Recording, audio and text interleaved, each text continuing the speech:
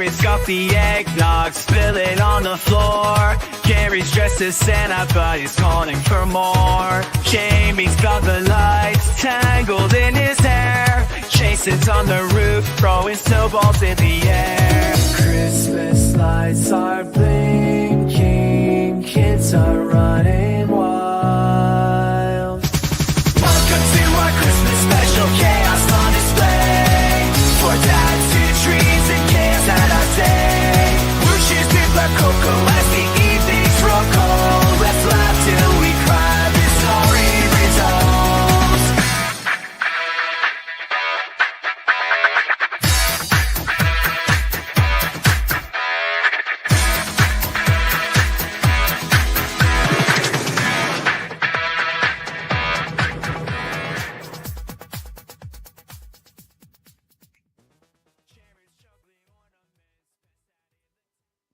Why is that intro better than our actual show intro? And we're I thought the same thing.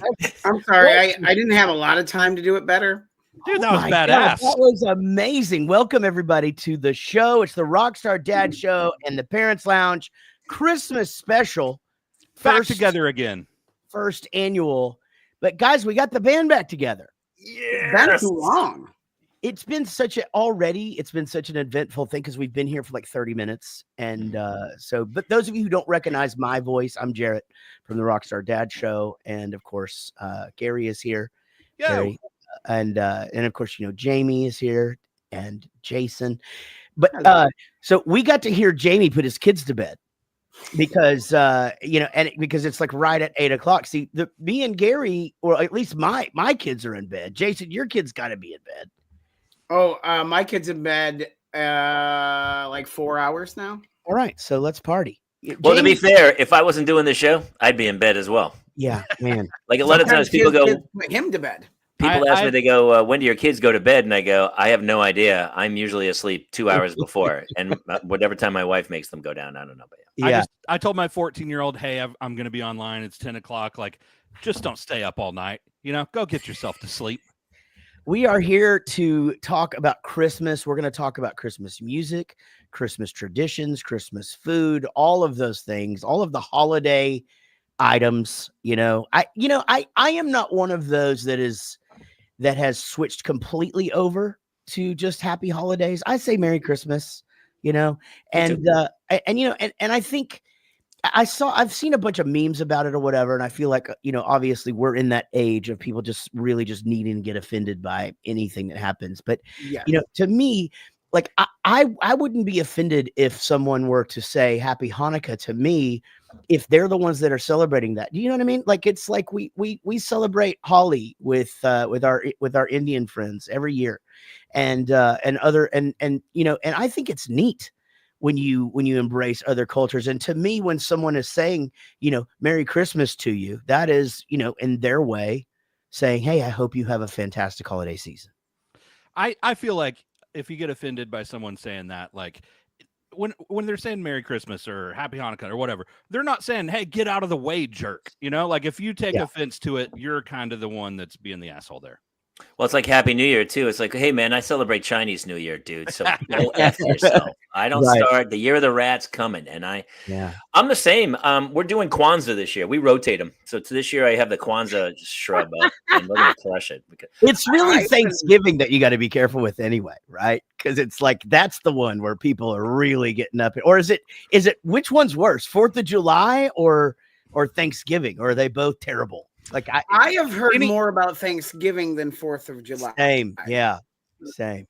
I don't know, man. Anything to get a day off work, right? Like Thanksgiving, you get a few days off, don't you? Let's go. Well, I used to do a joke. It's like Arizona. They were like, hey, in the country. They were going to get, hey, we're having Martin Luther King holiday. And Arizona's like, no, we are not. And the government's like, no. You're going to just take a Monday off. It's going to be, you just have a Monday off. And they're like, no, we won't. We're not doing it. And then the government's like, what if we hold funding back for your state? And they go, all right, fine. We'll have Martin Luther King Day. That's fine. But some of us aren't doing this whole fucking deal with the time thing. The shit, I lost it. That needs to go. We're The doing- daylight we're savings getting time rid of has got to Is go. there a movement to stop it? Yeah, it's been right. every year. Some states, Arizona doesn't have it. I think Indiana doesn't do it. There's a couple states that don't do it. Every time I've ever been in the Phoenix airport, I've seen people miss their flights because of the time zone. Right? I didn't know that. That's hilarious. We were just in Australia, and it gets really confusing there because it's a big place, but the cities are far apart. But they have one city there called Perth that is just 30 minutes off. No, So whatever time it is, in between there, it's 30 minutes before or 30 minutes after that in Perth. That's Adelaide that's shit. off. But we were just in Brisbane, and Brisbane doesn't participate. So Brisbane's the same like area as Sydney, but they're an hour off. I like Very that. So they're just fashionably late to everything. Yeah. Yeah. What if the whole world had the exact same time zone and we were all on Greenwich Mean Time? And yeah, I don't work 8 to 5. I work 6 p.m. till 9 a.m. Like, however that time hits your zone and everyone's in the same time zone. Yeah. There's a place in I just saw this story on this the other day. There's one place in the world where they don't celebrate time. It's some island, somewhere, Is it Jamaica? Because I've been there, and I don't Oh think my time God. exists there. You're so right. I've lost time. It's island time, man. Yeah, that's right. You're on island They don't get in a time. hurry for anything, That Guys- reminds me. So let's go with an easy one. Let's lob something out there, right? Okay. Because we just started putting up a real Christmas tree, and I haven't put up a real Christmas tree since I was a kid, and I actually am really enjoying this. Going to the thing. I hated it when I was a kid because it was cold. How My many days ago did you do this? So we did it the day before we left for Australia. So we did it December 2nd. All right, we had real Christmas trees whenever I was a kid, and it wreaked havoc on my asthma and allergies. And I know that you've been suffering, so I was like, maybe that's why, because you went to a real tree. Yeah, well, it has been a little bit rough, but I will say my dad was a little bit high strung. So going and getting the Christmas tree with my family was never any fun. It's great going with my wife and my youngest son because they pick the tree. The guy puts it on the car. I bring it in the house, stick it on the stand. My wife decorates it. It's amazing. I love it. So that's your job, just the stand. I that's just where get you. it in the stand, and I used to put the lights on, but my wife has decided within the last 6 months she's okay climbing on a ladder. So hey, get up there. Get up there. I gotta tell you, in my whole life, I've never had a real Christmas tree. No. What? And this year, I just pulled it out. I got it at Lowe's the year we moved. It's the same tree we've had since the year we bought the house. I don't know, 14 years ago or something. And this was the first year I let the kids build it. I said, you build it, you do it. It's your tree. And they did a pretty good job. I kind of helped them jam the two pieces together and help them fluff it a bit. And I reached the wires around the top one, but they and I said, whatever lights you want. Like we have colored or whites or whatever. And there was a fight. Like they literally killed each other over like which lights to use, but It's only I let them do it. And pieces? it was great. It's only in 2 pieces. So this is not a big tree. Well, it goes to the ceiling. It's 8 feet high. It's 2. Okay. It's So just one piece is probably, and then the other piece goes right in the top, and and then that goes into the little frame on the bottom that holds it with the thing at the bottom, and What then I don't the miss tree about falls down. All the branches fold down, and then you fluff them up or whatever. I mean, I'm the same with allergies and stuff. I don't know.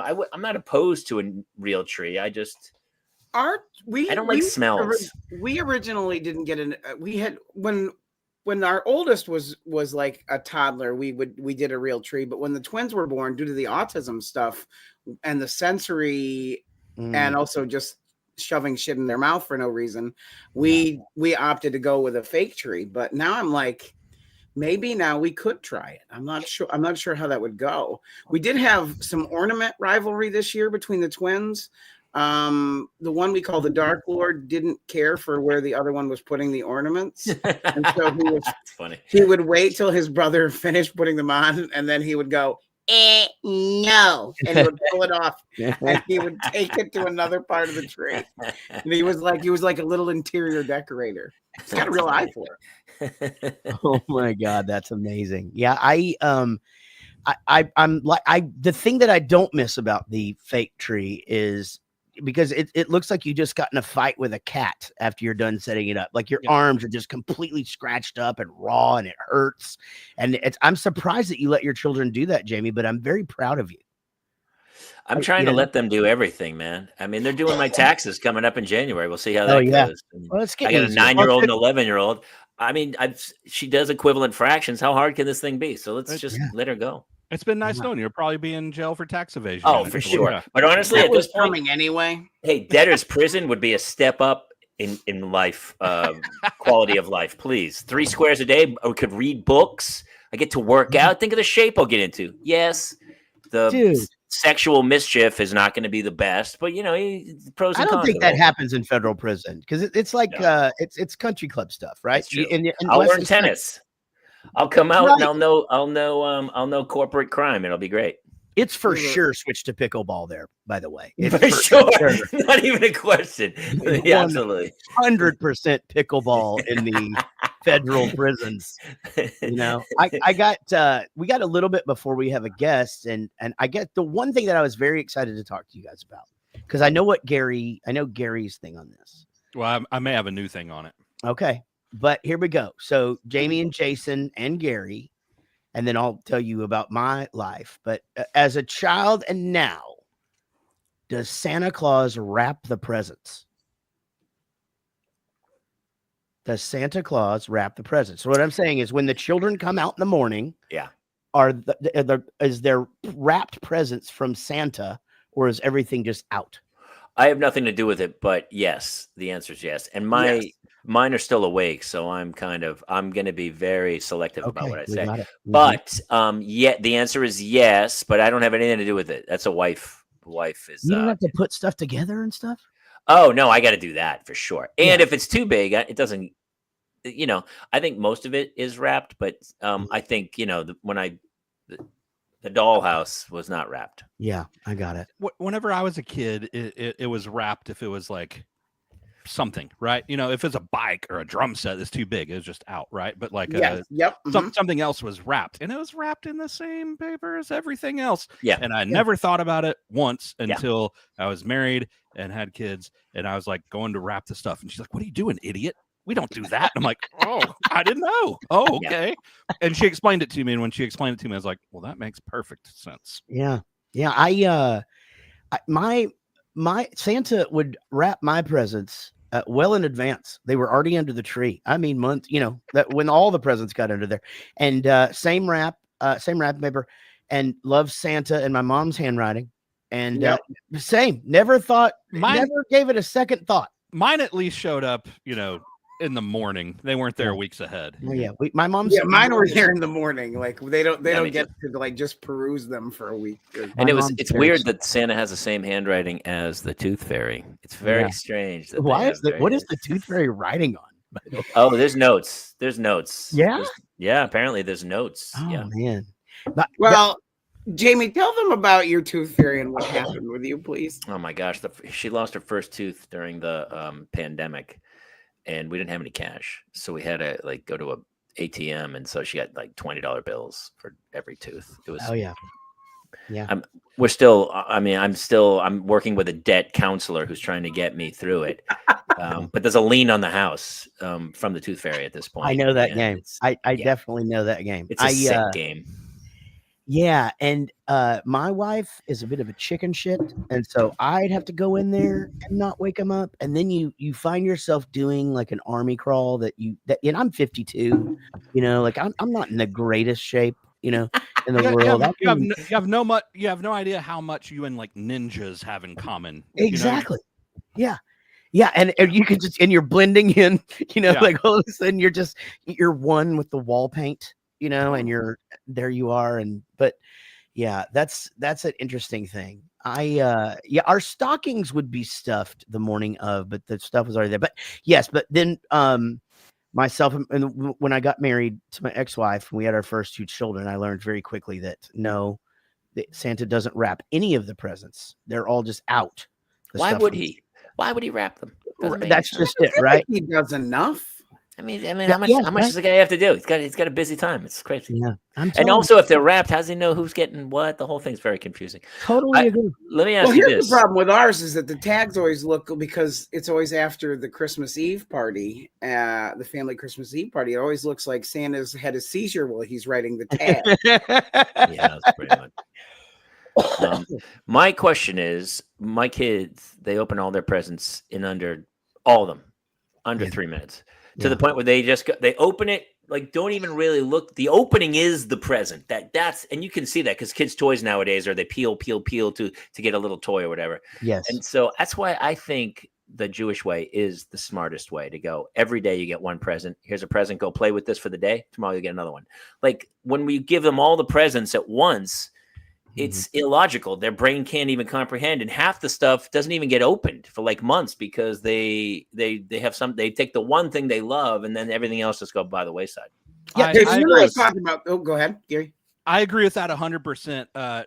I'll say that my daughter is the best present opener ever. It doesn't matter what it is. Everything she's like, this is the best thing.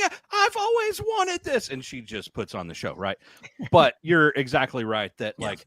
There's stuff right now 12 months later that I'm like, this is still in the box, guys. We just regifted it. Yeah. So they had I regifted it.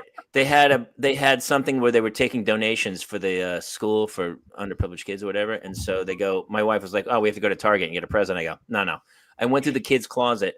I found one of those crafts where it's like, here's a bunch of rocks for the garden where you get to paint your name and a unicorn on it. And I took that out of the kids' closet and I gave it to the kids who really need to learn about unicorns, underprivileged. I actually feel like all four of us, or all five of us, probably not my daughter. My daughter actually takes everything with her, but my two boys and myself and my wife's in the chat, by the way. She said she's not scared. She's just loud when she goes in there. And that was her that says she's got a gift going back in the rotation. I know her. I know her pretty well. Like that makes total sense to me. Yeah. She'd knock something over and yeah. I think she puts it back in the queue. That's genius. Yes. Yeah. Where he's like, I feel like I'm having deja vu. I feel like I got this. No, brand new. We have a friend. He has no recollection. We have a friend who only buys their kids 3 presents to represent the 3 wise men. Interesting. And that they bought the gifts that they brought for Jesus. And the kid said to the parent, why do we only get presents? And the mom's go-to is, what, do you think you're better than Jesus? That you deserve more? I love that. Yeah, but does the kid go like, frankincense? What am I supposed to do with this? Yeah, what the hell is Where's my myrrh? I thought I'd get more myrrh this year. Yeah. Is myrrh not trending this year? I got a question for you guys. Did y'all ever, when y'all were kids, do the sneaking around and find the present hidden? Yeah, absolutely. I found my bike when I was a kid. I was also a master. As I said earlier, my mom got him under there early, and I was a master. My brother's 5 years older than me, and I could do this better than him. But I was a master of the razor blade on the Scotch tape, and then the Scotch tape right back on there. So I could actually get right through there, make the exact cut. And maybe my brother. Maybe this is another one of those things that I'm just now figuring out that I wasn't better than him. He just had me do it. So if we got caught, it was me. It fell on you. That son of a bitch. All of this. But yes, I was very, very good at that. I did it once. And like my mom kind of caught me finding it. And I could see, not that she was disappointed that I found it. She was disappointed that like the surprise was lost. And I was like, I'm never doing that again. I'm with you. So I don't do that. I don't want to know. It's like, I don't want to know the ending of movies. I don't want to know. I like the anticipation is really what the joy is. I think I did the same. I accidentally found stuff when I was a kid, but my wife is totally opposite. Like she if you give her something, you're like, hey, this is for next week. She's like, oh, can't wait. Well, I like Jaret was a stealthy ninja. For a guy who gets winded eating a sandwich, I did pretty well in sneaking around and fun. So our friend Amy, I hope my wife's still in the chat because this story, it's just it's like something out of a movie. But her and her brother Rusty actually did the thing. They peeked at their presents. Their mom came in. She's like, okay, all right, pick one. They each got to pick one present. The rest of it, they took all of it up to donation and donated all the Toys for Tots. Wow. And she stuck with it. Like that was it. They got one present that year for sneaking up anyway. So Amy loves surprises now. Loves them. I'm such a fan of that. It was crazy. Once again, we had a conversation of like, hey, so we're not going crazy this year, right? Absolutely not going crazy, not going crazy. I just saw the pack. I saw the piles, and I was like, wow, okay. So everything we said out. She's like, yeah, I didn't. I went crazy. She went crazy, Yeah. like so many things. I'm like, what are you doing? What's happening? Oh, Stuffed man. animals. Yeah. Like how many stuffed animals do we need in the house? 10,000. I mean, all of them. Yeah. I mean, our house, all of them. all of them. But here's the thing, Jamie, much like you, my wife handles all of that. So you have to be a little bit careful of how critical you are about it because I do. because you want them to handle it. So I want her to handle it. But yes, I do. I say my few things here and there of like, hey, let's try and keep it within budget, whatever. But then I'm the first to go, does Eric need a new iPad? Maybe he needs a new iPad. And it's like that would put it over the budget right there, And then he's going to want to have. So my son, my oldest 2 years ago, he asked for tinted windows on his car and he got it in November. Okay. He got it in November. How tinted? Like can't see through tinted? Oh yeah. As dark as they'll go in Texas. Like it looked like a limousine. Like it looked like 100% at that time. Yes. He has slowed down on that, but he That's true. I've never said those words. I've never said those. But yeah, so my wife in anticipation essentially got him 2 Christmases. And so that kid, awesome. he got as many because she was like, he's not old enough not to have just as many to open as his brother and sister. He's only 16. And she was right. He would have thrown a freaking fit. And so the kid managed to wiggle 2 Christmases out of her. And but we had happy kids, and that's the main thing. That is the main thing. Hey, can I bring in our first guest for the evening? Let's do it. This guy's an old friend of mine, one of my favorite people on earth. He is the voice of every cartoon character that's ever lived, I believe. I won't list the 300 credits on his IMDb page, but you'll probably know him as a pretty great comedian. And from the show Reno 911, please welcome Carlos Alazraqui. Hello. I think this is working through my mic. I'm not tech savvy. Hello, everybody. Yeah, you're loud and clear. How are you, buddy? I'm good. How are you guys? Merry Christmas, happy holidays. Jared, Gary, this is Carlos. Have you guys met on one of our other shows? I don't think so. I think so. I've been kind of reclusive in my Scroogian way. I just coming off watching a 2019 version of Guy Pearce's Christmas Carol. Pretty dark, pretty fun. I like that one. Yeah, it's pretty fun. And we always traditionally watch the George C. Scott one. And I know you wanted me to try to recount a Christmas story per se. There is one COVID year where Laura had COVID, so she had to spend it outside the French doors in the rain with an umbrella as we exchanged gifts. And may I say, in a Dickensian way, that was the warmest, most special Christmas we ever had without all the pomp and circumstance of Flash. And it occurred to me as it has everybody for time immemorial, as they say, that it is Christmas morning itself is a very masturbatory one night stand kind of result. All this preparation going into one morning of magic that just is splood all over the ground, and the packages are open and the kids are running around, and then you just come down off it.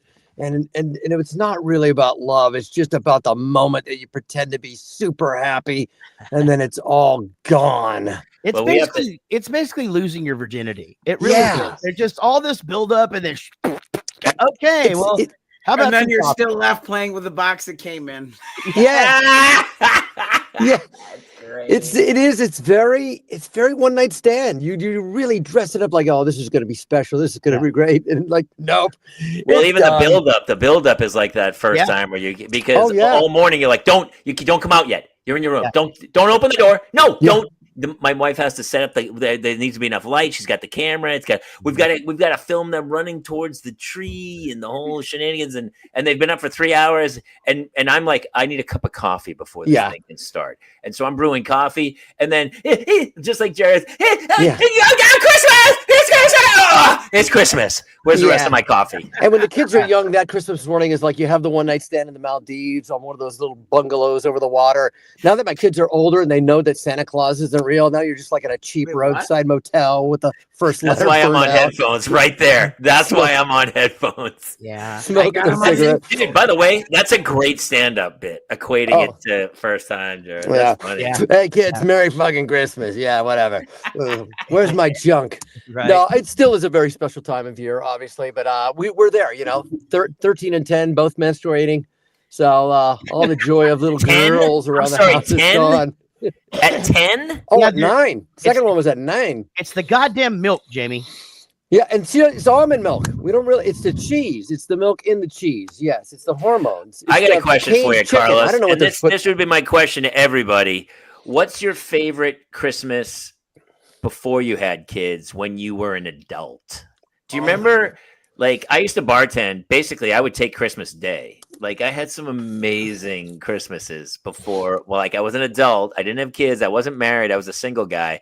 Then we'd have orphan Christmases where it would just be all the single people would just throw a rager party at somebody's house, and everyone would potluck it.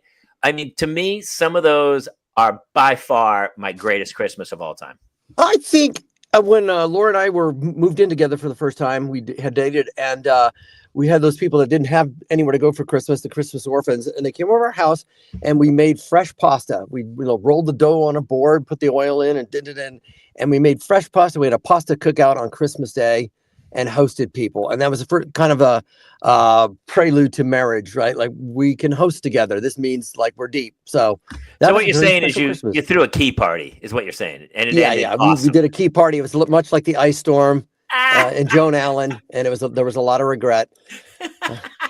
I forgot Joan Allen was in that, by the way. I forgot Joan Allen was in that. Yeah, that is a very sad moment. It's my favorite Christmas movie. It's such a uprising.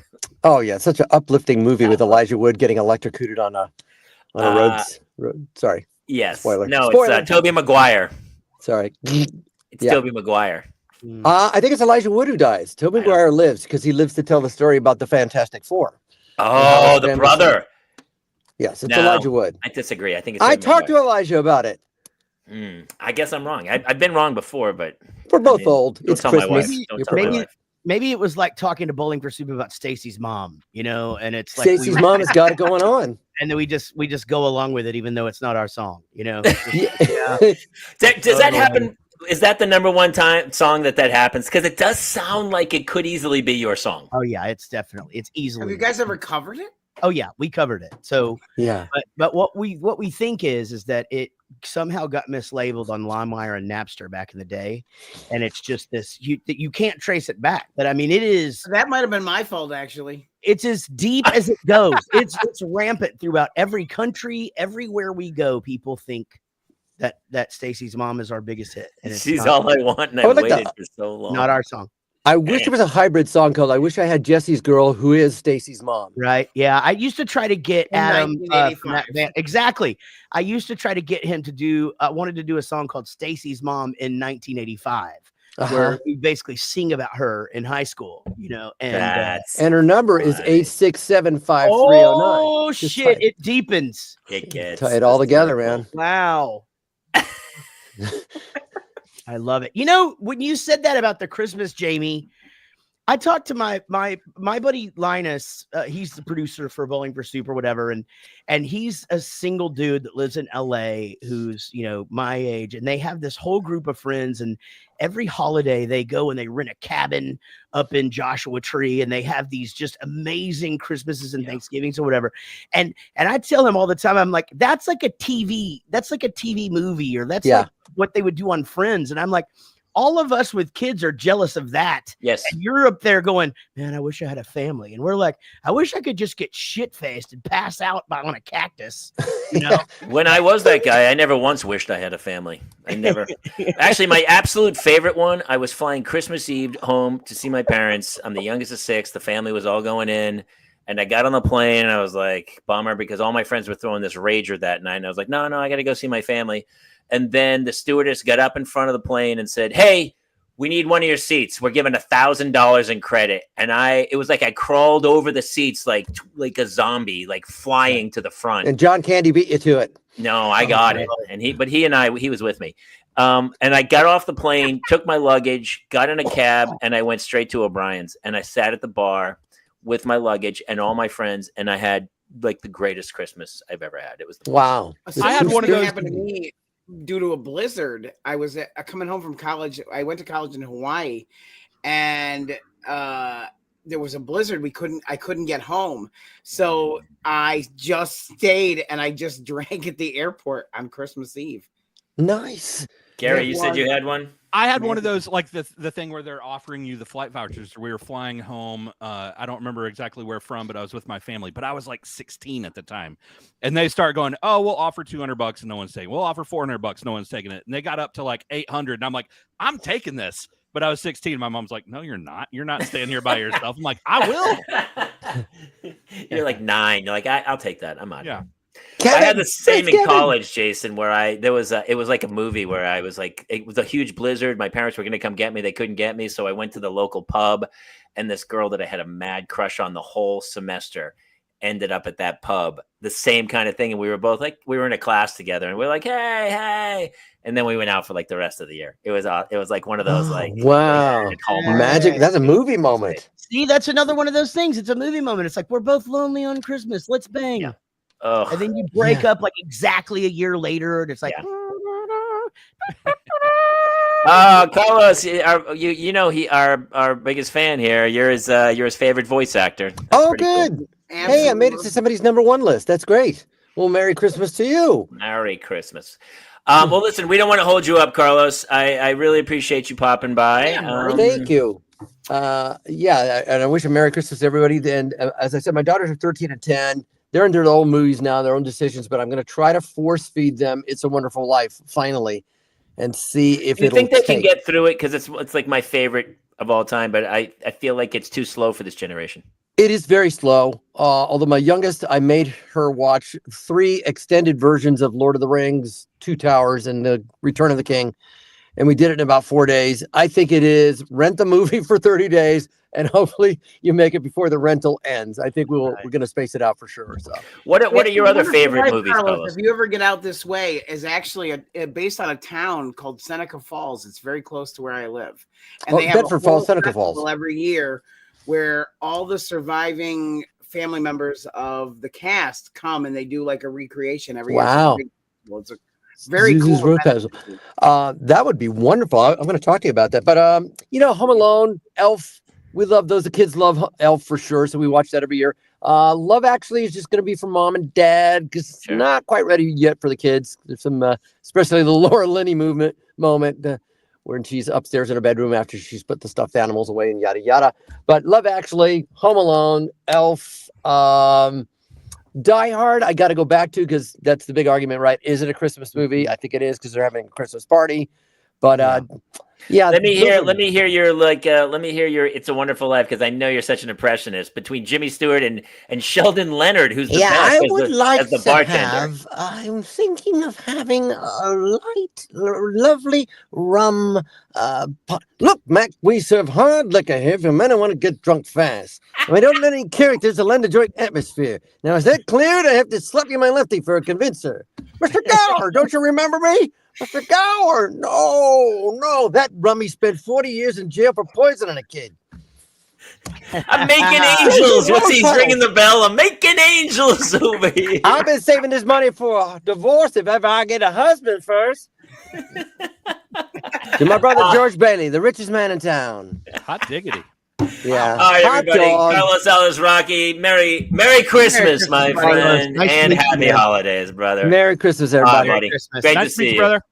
Okay. Man, That's that was so awesome. funny. We have another guest who I think technically belongs to both sets of us. Okay. Well, we don't have to take ownership. We just get them on weekends. You do. One of us is going to have to take custody. I can't take anymore. I get the 2 are more than enough. I can't have. No, custody. he's yours and he's ours. He's everyone's. He's Dave Schrader, everybody. Yeah, there he is. Happy holidays. Oh, Hey, man. buddy. Good to see you all. Dave, how's it going, man? It's going good. How are you guys doing? I can speak for Gary and I. We're exhausted. And it has been an insane year, but ready to hit the ground running here in 2025. Excellent. Well, I'm always excited to see how busy all four of you are out with the band, out doing your comedy shows. Meanwhile, I'm just at home, a crazy cat guy. So, But you got that crazy biker mustache going, dude. 47 children. You're not bored. Are you off to the rally in Montana? When's the biker rally happening? Well, how dare you? How dare you? Well, Sturgis is coming up, I believe, isn't it? Categorize me. This is Pointy Chin Dave. Okay. Is that the new? Let me see it from the side. Let me see profile. Okay. Yeah. Now, I don't know if you've noticed, but I've slimmed down quite a bit now. It looks like the crazy uncle from Chitty Chitty Bang Bang, who's like, I've made another invention. Climb in, we're gonna fly. And you have like the Sherlock Holmes hat. Oh my God. This is where I would usually say, there's a joke for the grandparents. That's right. Chitty Chitty. My kids just did Chitty Chitty Bang Bang. Come on, man. It's on Broadway. That is the Broadway musical. He played the Broadway card. Of course he did. Love it. I love it. I'm dropping Broadway cards. Dave, when I heard you were coming on, I couldn't help but wonder if you would have a scary Christmas story for us. Same, 100%. Boy, scary. I don't. I've never heard personally somebody come to me with something frightening. It's always been kind of uplifting moments, visitations, where they've seen somebody. And in some instances, a lot of people have had these near-death visitations where they've received a phone call from a loved one, and they talk to the person and they're catching up, and they hang up only to find out that the loved one passed away that night and had been in a coma. Those are kind of the more prevalent stories.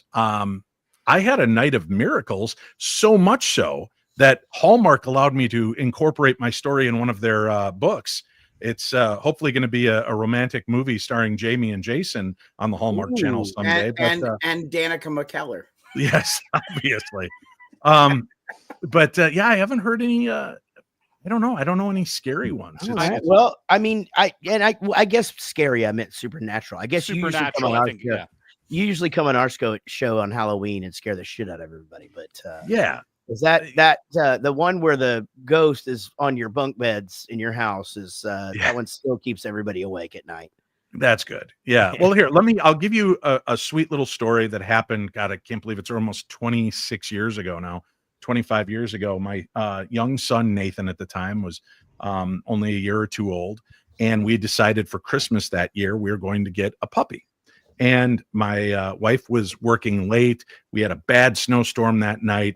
And we stopped at the pet store. I had my friend and his kid, me and Nathan. We bought this Basset Hound puppy, brought him home. I get there and realize my house key is not on my key ring. And I'm like, oh, crap. And the doors are locked. I'm like, hold on, let me go around the back of the house. I'll check some windows. Nothing. Everything's sealed in place.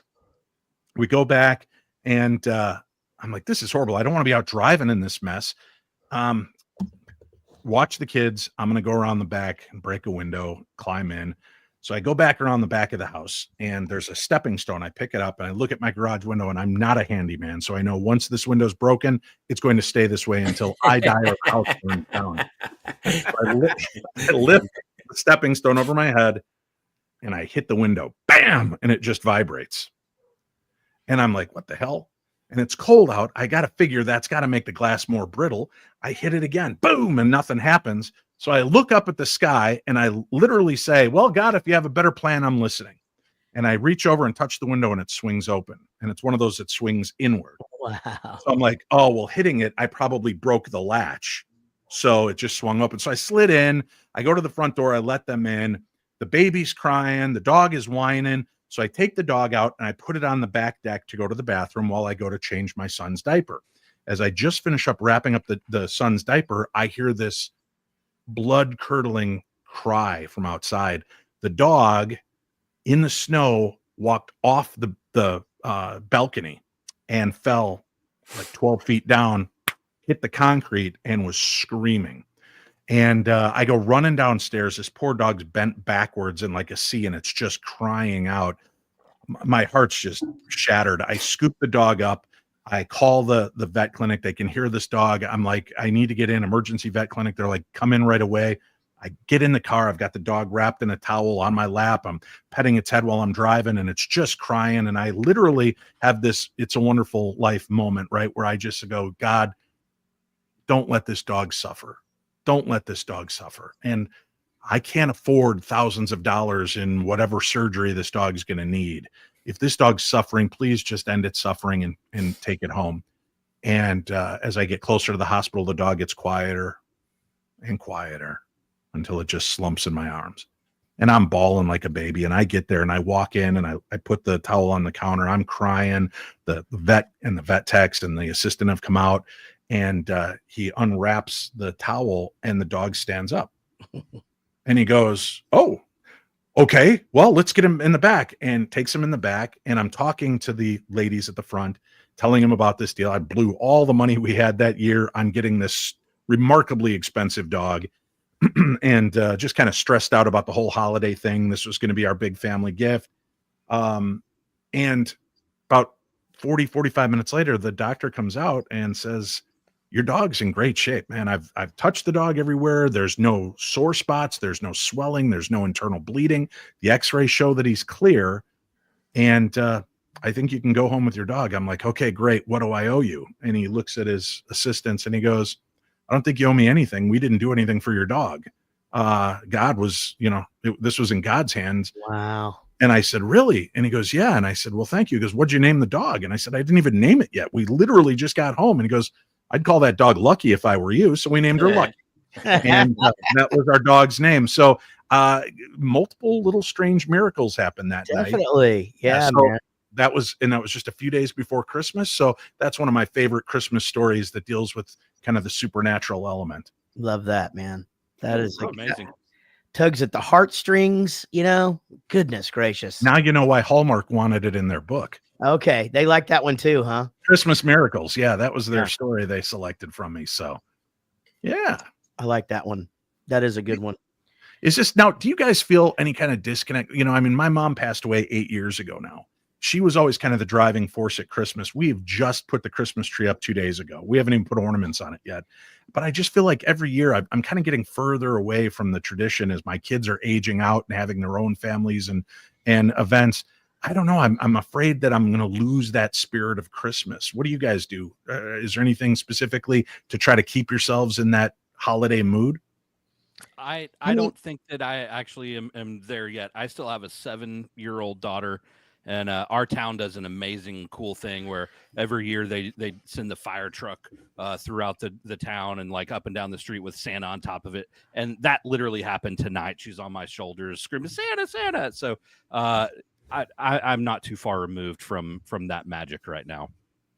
Yeah, I think for me it was retail, at an early age, really kind of got me out of that. But really once I had kids, and then I'm lucky that I had, I got remarried and had another baby, and so I've got to do it again, and he's 12 and he's still kind of doing the thing where he's into it, but we know he knows, but he still wants the elf on a shelf thing. And my wife has been doing it, and actually doing it way better than we've ever done it before. And it's cool because he still gets excited about it and stuff. So I think the magic is still there for me. And, it's funny. I'm kind of going back to the conversation earlier, when we were talking about how quickly it goes with the presents and stuff. And I actually remember thinking like, God, it's going to be so weird to just be like the dad that just sits there and you just watch, and like,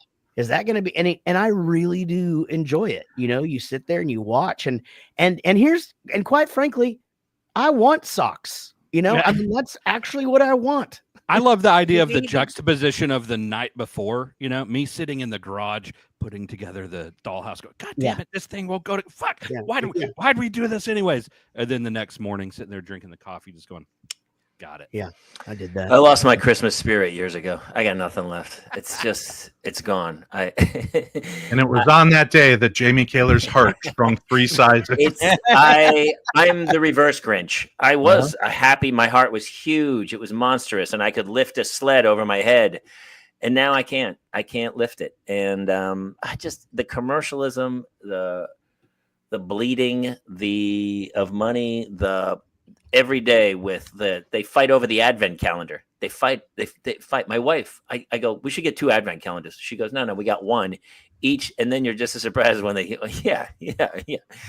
That's my wife, by the way. I'm sorry. I was going to say, that's your wife, right? I saw that. And she's right. The kids open up a present and they thank her, and I don't get a thank you till the end.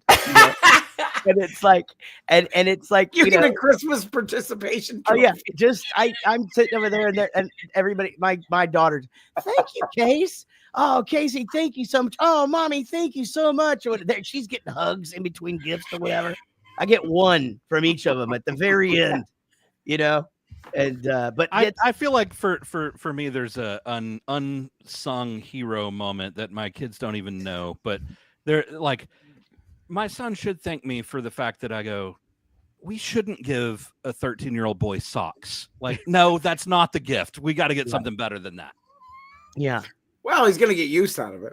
Well, my kids should thank me because my wife will go, we're at the limit for this child, but I'd really like to get him this. Yeah, I don't care. Get it. You know what I mean? Like, that's me. I don't give a shit. Just get them whatever. She does. My wife's getting them all. Yeah. Oh yeah. So the part to me that's a little saddened is like, I love going out Christmas shopping. That was kind of my jam, and I'll do it year round. But I've gotten to the point now where my kids are at an age where the things they want far exceed the amount of money I'm willing to spend. Sure. On them, right. Whereas I could get for $150, there was 20, 30 gifts under the tree. Right. Yeah. Now they're like, what do you want for Christmas? I'd like the PlayStation 92 with the VR goggles. How much does that come to? $1,195. You're so right. I mean, Five Below and Big Lots or whatever for my wife. She is like, she can go in there and outfit them with so many things. That's awesome. Home goods that they'll think is cool, and she does a really good job of it. But you're right. When they get, my daughter's 22. It's like, that's not that easy to do for her, and the other thing is, kids have iPhones now. Like, I just don't feel like they really want anything. I mean, Gary's kids and my kids are both like, it's really hard to shop for them because it's like, that makes sense. They don't. Jaret and I had one of our really good friends on the Rockstar Dad Show early on. His name's Kit Baldwin. If anyone wants to go back and check out the episode, he like solved an amazing problem, and it was for birthdays, but you could do it for Christmas, right? And so his family for the kids for birthdays go, here's your budget.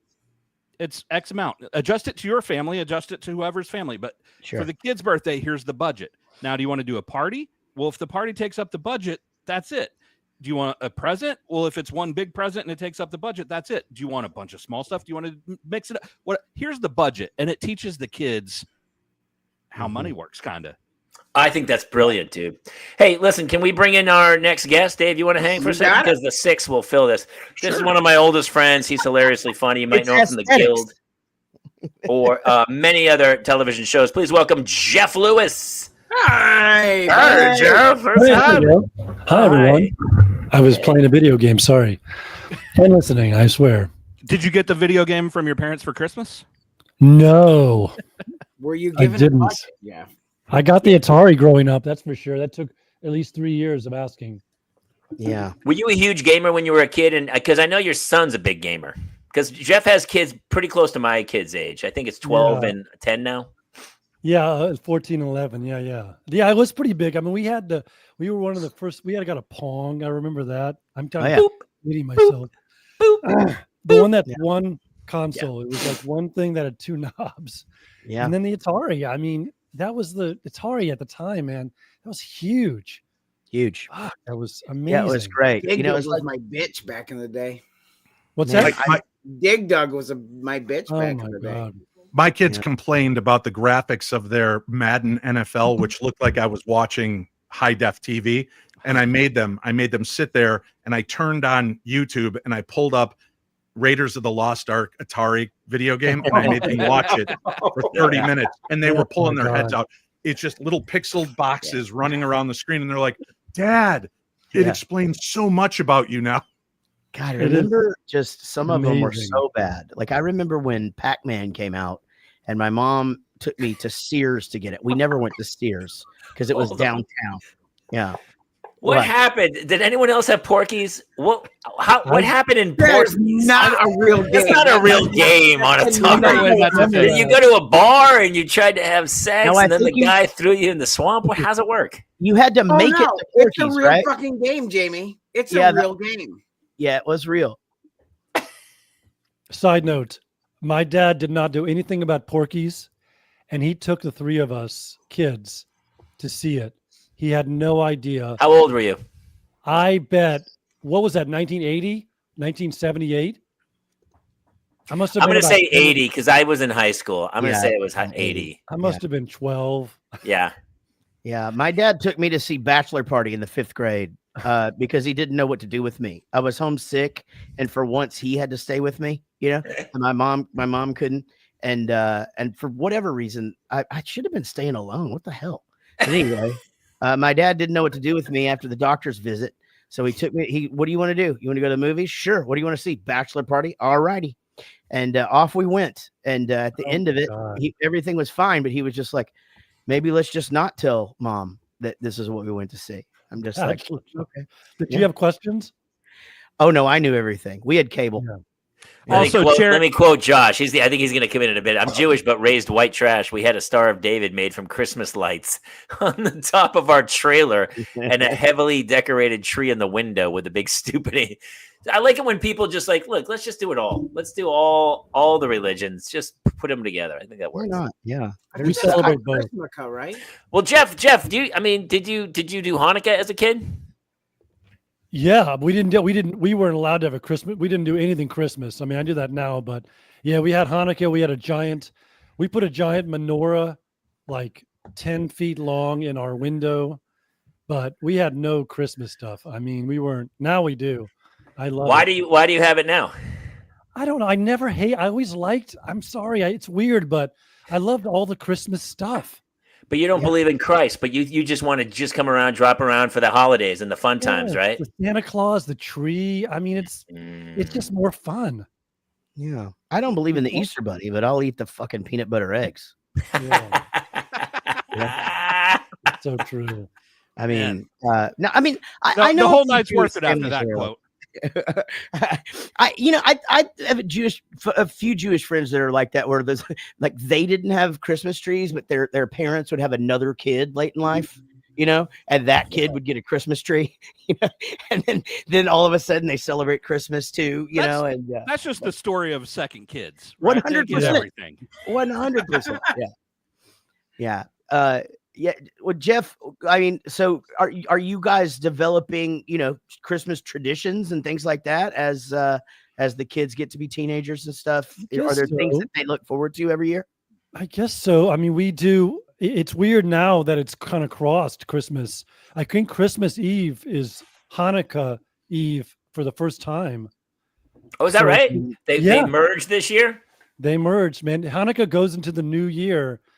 I think it's the first time ever. So we generally try to, I have a Jewish side of our family. They give the Hanukkah.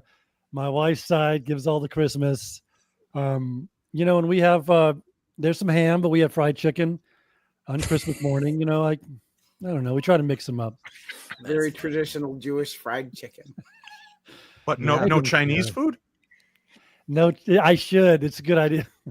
That's probably the right thing to do. Well, it's so funny too, because I mean, my kids are in Catholic school, but we don't, it's like the one time of the year the church is packed.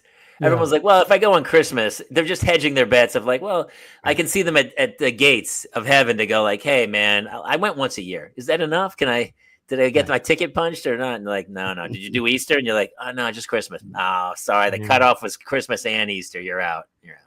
That's funny. Should get a pass on Easter because it's never the same date, like it's It just moves around. So you could be like, You it's just like gotta hitting a guess. moving. It's like hitting a moving target, right? Like Yeah. it's too complicated. So did you notice this year? So Thanksgiving was as late as I've ever seen it, like literally the end of November. So there were Who only made that three. call? There were only 3 weeks between Thanksgiving and Christmas this year. Mm. It's a quick turnaround, which was unlike for school. It was only 3 weeks. It was like a throwaway, and Yeah. all the parents were like, it's like Christmas snuck up on us this year. And I go, wow, I mean, it's the 25th. We know it's coming, but yeah, everybody was a little like a week behind this year. I felt like. Yeah, everything came fast as far like I've started seeing Christmas trees being sold super early. Oh yeah. Oh, in like September, I saw them in Lowe's for sure. Yeah. All of that's getting out super early. The advertising started because I remember it used to, none of it would start until after Halloween. Yeah. And Yeah. oh no, Santa was all over the place all October, you know. Well, that's what I was talking about earlier when I was like the commercialism. There's Valentine stuff out currently. It's Jamie, getting old, man. Jamie, you're talking Yeah. about the being a little jaded and the commercialism, and we mentioned retail earlier. Whenever I was in high school and college, I worked at a craft store the whole time, and it started getting earlier and earlier each year. And I was the guy that set up all the displays at this store, right? And so it went from like setting up Christmas trees whenever I started doing it in September to towards the end of it, I was setting up Christmas trees at like the end of July. Yeah. And then also after Christmas, it went to like the sale. So now everything's 10% off, 20% off, and it keeps on going. And so I was doing Christmas from like July to the end of March, and I definitely got jaded. And also craft wives that shop at craft stores, they were not very nice. So how specifically, like where would they like go, I want this? I mean, if you are out of wreaths that are supposed to be 50% off, I mean, you're going to get a stern bitching out. Like they're going to yell at you. Because because when you're working retail, if you've advertised something, you're supposed to have it. But sometimes you sell them all. And sometimes you sell them all really early in the morning, and people do not like when you do that. No. So since I set up all the displays, like I got burned out on that. So still to this day, I set up the Christmas tree in our house and I put the lights on it, and then I kind of like let everyone else decorate. Well, let me ask you guys this, and this is maybe not the commercialism, but I feel like my kids' greed, because I feel like they're super spoiled to the point where I really want to go. I want them to see other people's lives. I think they're growing up in an environment, and we're getting close to an age where like they are starting to donate time through the church and help in homeless places and stuff. And I want them to see the other side where people are literally fighting just to buy a handful of presents. I mean, the gluttony that is happening at my house. And it's not their fault. They don't understand that just everything. I don't think they've ever been told, no, you can't have that. You know, one of them asked for like a Jeep. I go, what Jeep? Like to ride around the neighborhood? She goes, yeah, I just want something to ride around. I go, she's 9. I go, you're not getting it. What are you, crack? You're not getting a Jeep, lunatic. Yeah, it's an interesting juggle, right? Like you want your kids to have things, but you also want to raise good humans, and so like I definitely never want my kids to do without, but I can definitely see where especially on probably 2 of my kids where not being told no a lot probably wasn't the best thing that I could have done. But at the same time, again, I sort of go back to that, I want them to I work really, really, really hard so that my family can have nice things. Right. And so, I think that's where it gets complicated. So you got to find that balance of, as you said, making them work for it, making them volunteer for it, making sure that they understand, that not everybody has the same advantages, which again, it's not the easiest thing to do in the world. No, it is. It is. Before we go, I actually want to let Jeff. I brought Jeff in here to tell. Do you have a specific story you wanted to share with us, or you're in luck? It's really short. Brevity is amazing these days. We ordered a week before one of those kitchens. Those your kids, everybody's kids had a kitchen with a burner, with a fridge, with all that stuff. I mean, this was done up. It was so nice, and it was on sale. And I thought, I'll get it a week before and I'll install it. Like at nights when they're asleep, do it in the closet, whatever. As the How week elaborate is this approached, kitchen, Jeff? Jesus. what's that? How elaborate is this kitchen? You have to It take was very days elaborate to for put me. together. So as it came closer, I'd see these notes, these emails. Look, it's a little late. It's late. It's late. Okay, so it didn't get here till Christmas Eve at about 7:00, and my kids did not go to bed till about 8. It's Christmas Eve, So I started working on it at about 9 at night, and I put it together wrong Like an IKEA kitchen. times. 3 times. I put it all, and something it would not work. I did not finish it. I'm not kidding. I know this sounds crazy. Till 5 in the morning. My kids got up at 5:30. They burst in. I had 30 minutes. My head hit the pillow at 5, and it was the best. I was so deeply sleeping. At 5:30, they woke us all up. Oh man. It was a really tough Christmas. I have one more quick story that you told me the other day. You said your daughter wanted to go to the mall shopping with her friend, and you had to take her. Talk about how you took your daughter to the mall. I took my daughter, my friend, to the mall. I was following them. They said, "Dad, please don't follow us. Okay, please don't follow. Let us walk." I said, "Fine." I said, "Go ahead, go on your own. Here's like $40." But I followed them. I followed them about 20 feet behind, and I followed them for a little while, and then until 2 mall cops came up to me and said, "Sir, we've been watching you for the last half an hour. Is there any reason you're following 2 11-year-old girls?" And I said, "It's my daughter." Is like, "Uh-huh." Yeah. And then they asked them, and my daughter, he said, "Dick," she was like, "I've never seen him before." And then her friend said, he gave us $40. It was like, Oh my God. oh my God. All right, ladies and gentlemen, Jeff Lewis. I love you, buddy. Happy holidays. I'll call you tomorrow. All right, get him out of here. We got more people. Dave, you hanging around? I gotta get going. I gotta start building my kitchen set. The granite countertops were just dropped off for my grandson. All right, Dave Schrader, thank you so much for stopping by. We love you, buddy. Happy holidays. All right, my friend. Isn't that the greatest story? He told me that the other day. I go, dude, you have got to put that in your act. That's like my favorite story I've heard in a long time. I got a real tear in my eye from the laugh. That's good. Yeah. The fact that the friends That's like a sitcom. That would be in a sitcom. That would be in like Modern Family, and it would be a classic scene. So good. So good. All right, Jared, I'm turning it over to you, my friend. Do we have somebody? Oh, you can't see it? Yes, your guest is here. Yeah. You're 9 o'clock. I don't want to tip it. All right, cool. Guys, this is one of my best friends on the planet, and one of those your life is weird things that my wife says all the time because I just have a movie star hanging around all the time. But this is from the movie Rookie of the Year and from American Pie, Thomas Ian Nicholas. Also from the Thomas Ian Nicholas Band. There he is. Yay! Thomas, what's up, brother?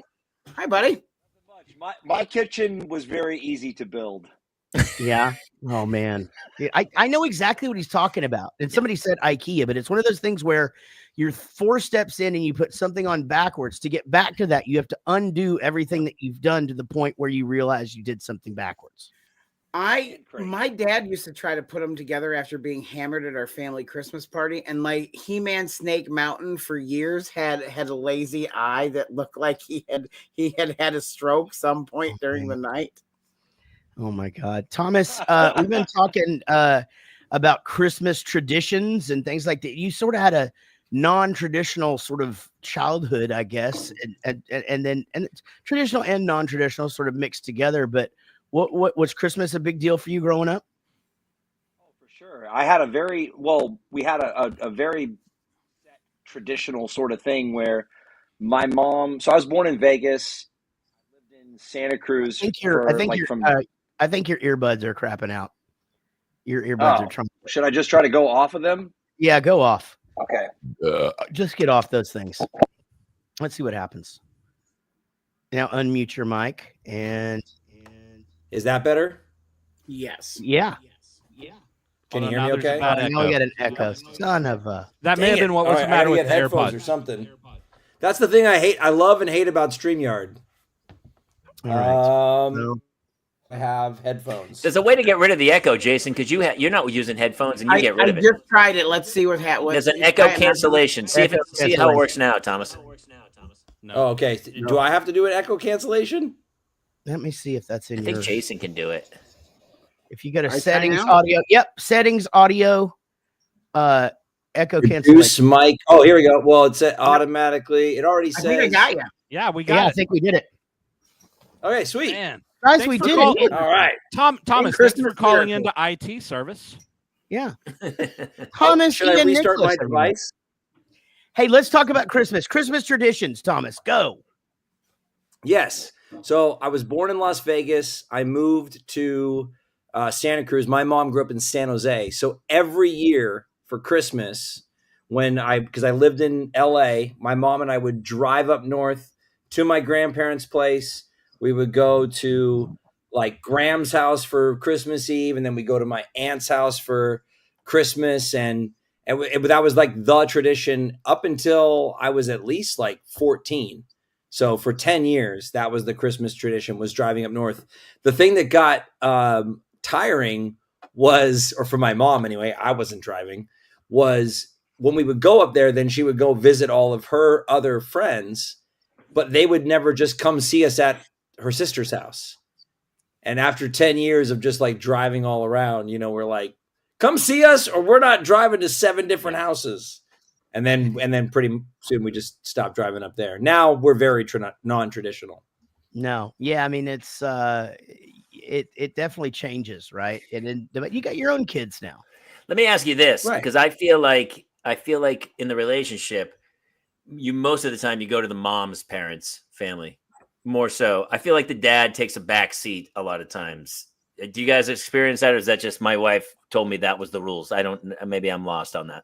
That's definitely was the rules for me, but that's because like I don't know that my kid's mom really likes my side of the family. Can I just say that out loud?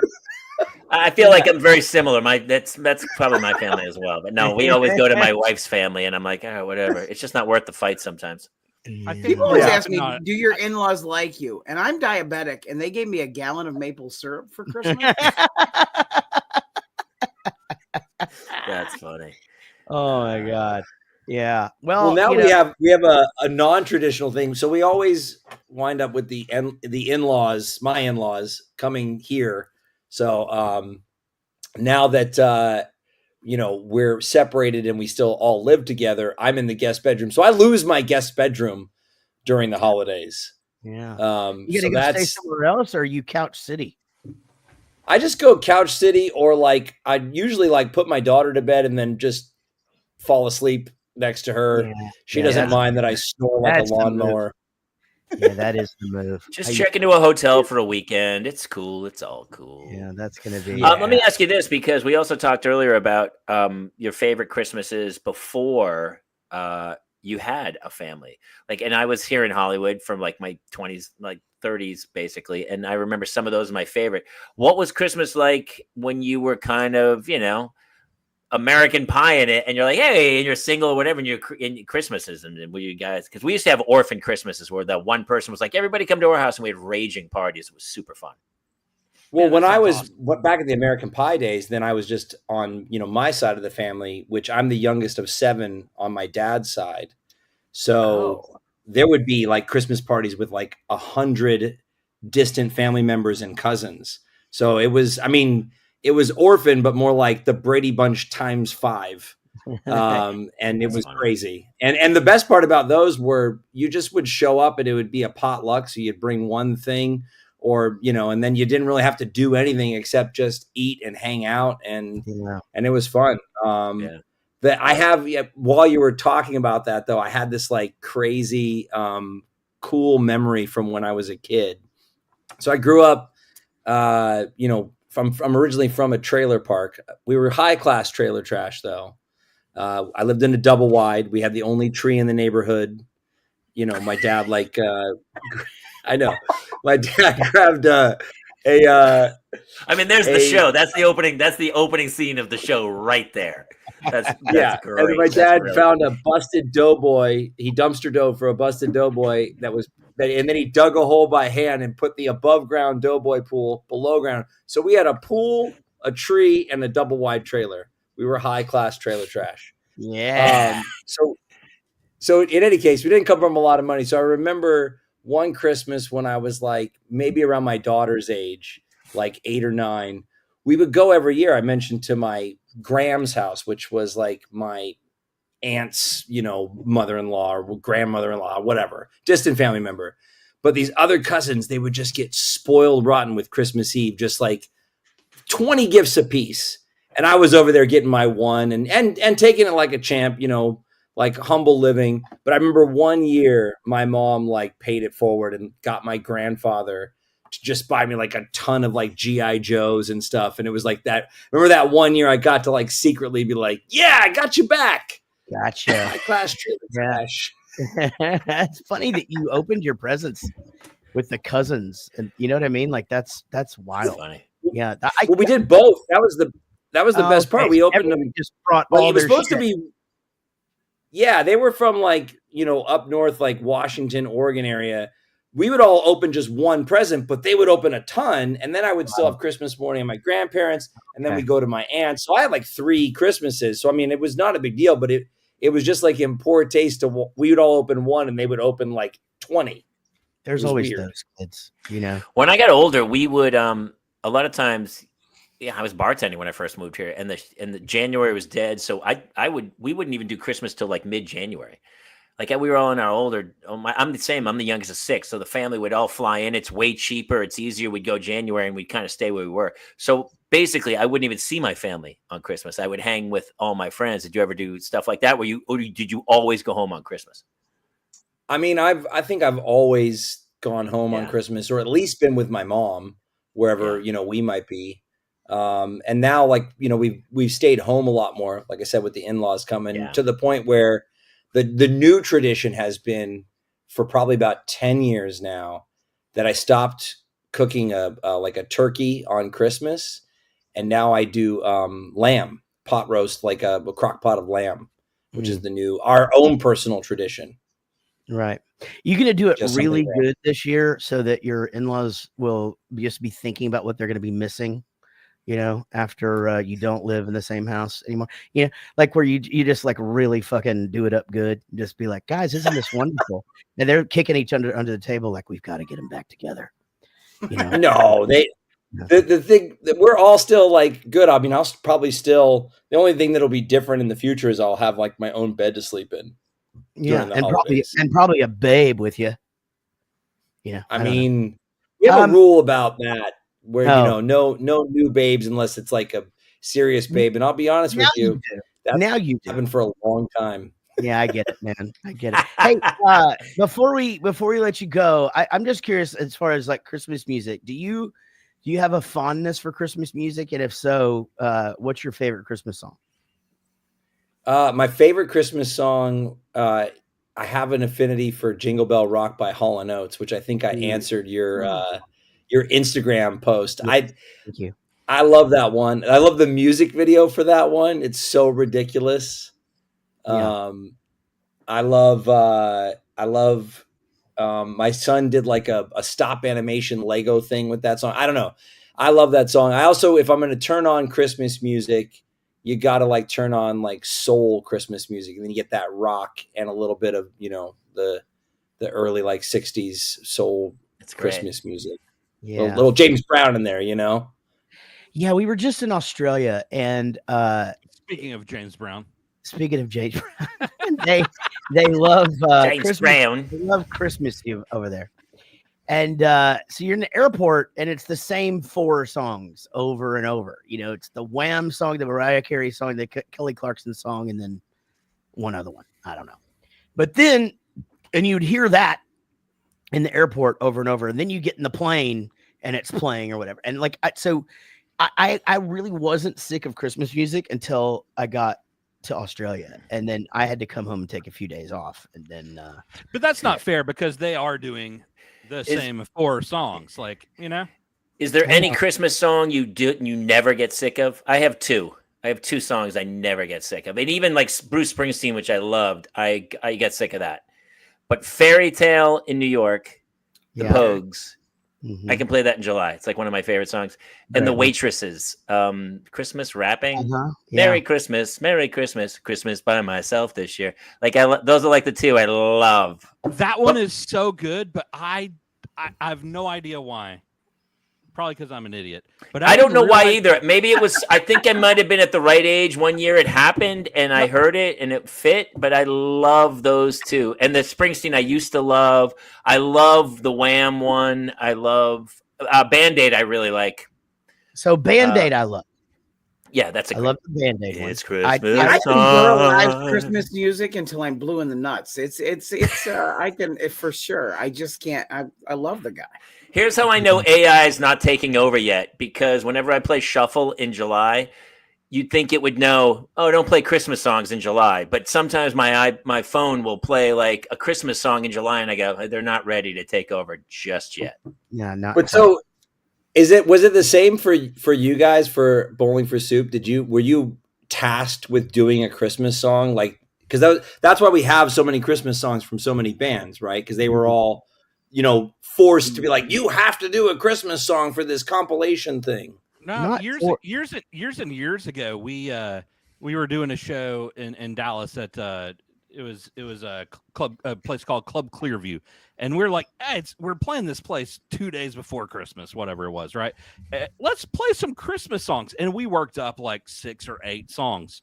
Yeah, no one could give a shit. And so two in, we're like, yeah, we're not doing those, and we just played our show, right? Yeah. But we thought that was a lot of fun. We had a good time with that, and later down the line, we were like, let's put out a Christmas record. Yeah, let's just put out a Christmas. I think what happened with us too is that we got.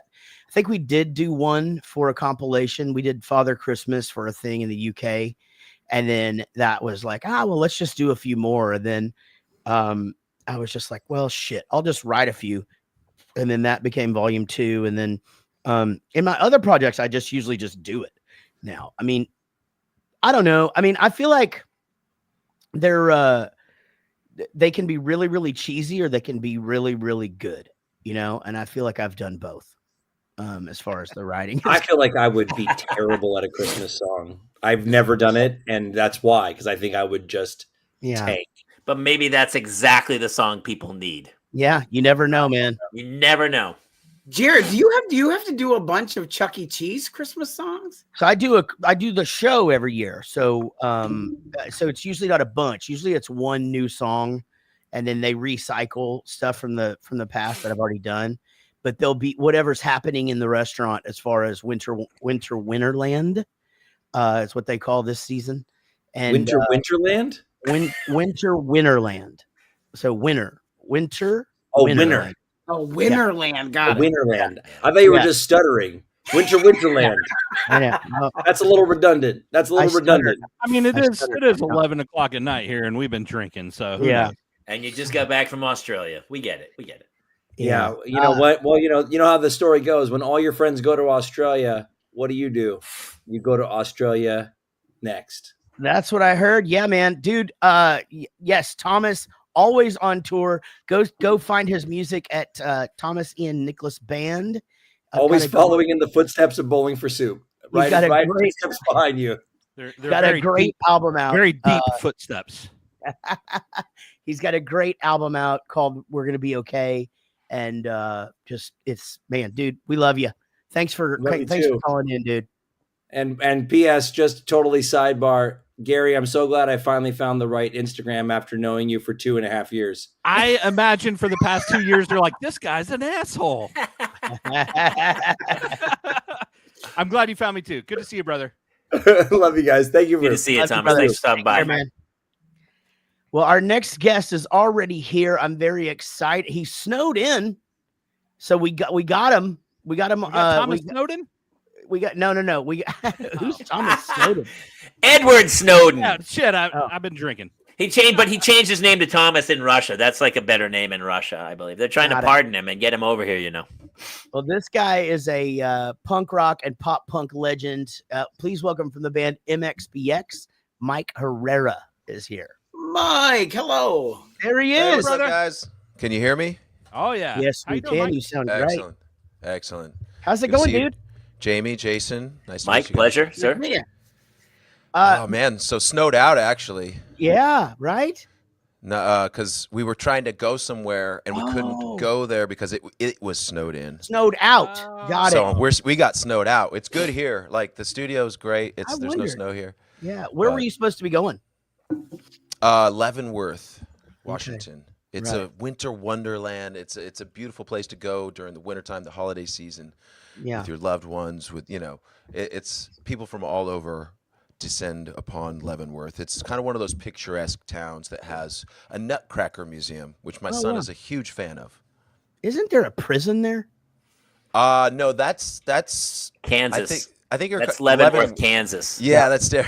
And that's what I thought immediately. I was like, oh wow. Yeah. I don't know. Yeah. I Johnny Cash thing going on. I love to go to Rikers Island, Washington. It's like one of my favorite places up there.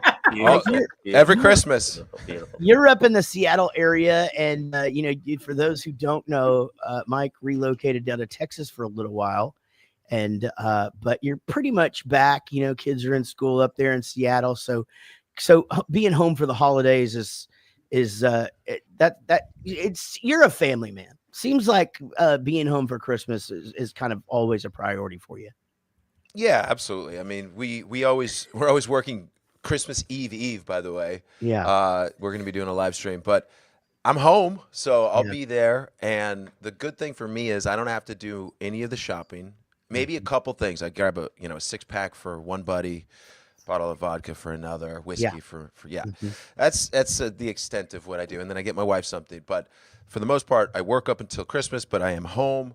Got the family, got the tree. We go out and we cut our own tree. Really? Yeah.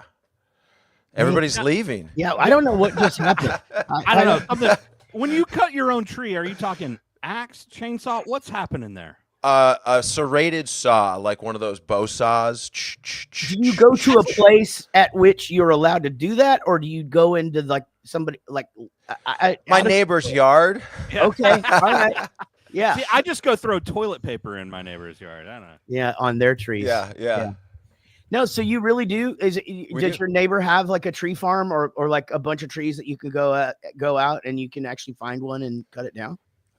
Up towards, like, if you drive towards Seabeck, Washington from Bremerton, you hit this tree farm and you can drive up, you go walk through these different lots meaning sections of land, but it's all actual trees grown in the land there. So you go out, if it's got a tag on it, it's for sale, you're good to go. You just saw it up, put it on your car.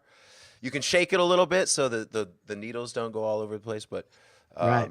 it's just a Christmas experience for us. It's one of our traditions, kind of like National Lampoon's Christmas Vacation. Totally. That's great. Yeah, no, I've seen the pictures of you guys doing it. I didn't realize, I guess, that you do it every year. That is so cool. Like I was just telling the guys, we just started getting a real tree again last year. And I mean, it's by far not the same thing, but we do enjoy that thing, going and picking it out together and then bringing it home and setting it up or whatever. And it's also kind of nice to just throw it out there for the truck to come pick up, See, now I kind of want to throw out my asshole fake tree and go get a real one. You guys have inspired me. Yeah, well, it's just, I mean, there's only a certain amount that you can work on those lights where you're just so, but we had like strands of lights on our lighted tree because we couldn't get the lights on the lighted tree to work, and it was just so frustrating because they're not cheap. Our fake tree is so old that it was pre-lighted fake trees. So we light it up. Well, it doesn't even have its own light. You have to light it yourself. Right. That's almost better, though. Yeah, because it didn't go out. Yeah. The tree's not the only thing getting lit this year for me, but we used to have plastic trees all the time. But then it broke and we had kids and we just started this tradition with our kids. So it wasn't like my whole life I've been out there like sawing a tree. Right. It's kind of a newer kid thing, family thing, but we love it. So rad, though. So rad. Yeah. So what is this? The Merry Christmas Christmas special? What? Yeah. So this is Rockstar Dad Show, which you have been on. and then the Parents Lounge, which is Jason and Which you Jamie's should show. be on. You should go on their Absolutely. show. And we're just doing a cross episode, a Christmas special. We each have some guests coming on. We're talking about Christmas music, Christmas traditions, and I mean MXPX has Christmas songs, right? Oh yeah, we have a ton of Christmas songs. We have a Christmas EP. I wouldn't say we release one every year, but we've released so many that people ask every year, "Hey, are you releasing a Christmas song?" So, do you guys do? Is that live stream going to be like a Christmas music live stream? It is. So we're the eve of Christmas Eve. So Monday night, the 23rd, we're going to be doing a full live stream, free, mxpx.com, our YouTube, our Facebook, and anywhere you can find it. But we're going to decorate this place a little bit, put some garland up, some lights, some tinsel, make it look good. Yeah. As good as some straight men can do. They've got it figured out. Well, guys. we have Tom. They've got it figured out. Like their practice place is set up as like a set. So like they do their live streams from their practice space, and it looks like you're watching, it's a show. It's really, really cool. You guys want to see? Well, I don't know if you'll be able to see very well, but you can see a little bit. That's Oh, so badass. nice. It looks It looks better on the actual real camera. Yeah. But and with the lights on and everything. But yeah, man, we have a in-house good time with it. everything. Your mom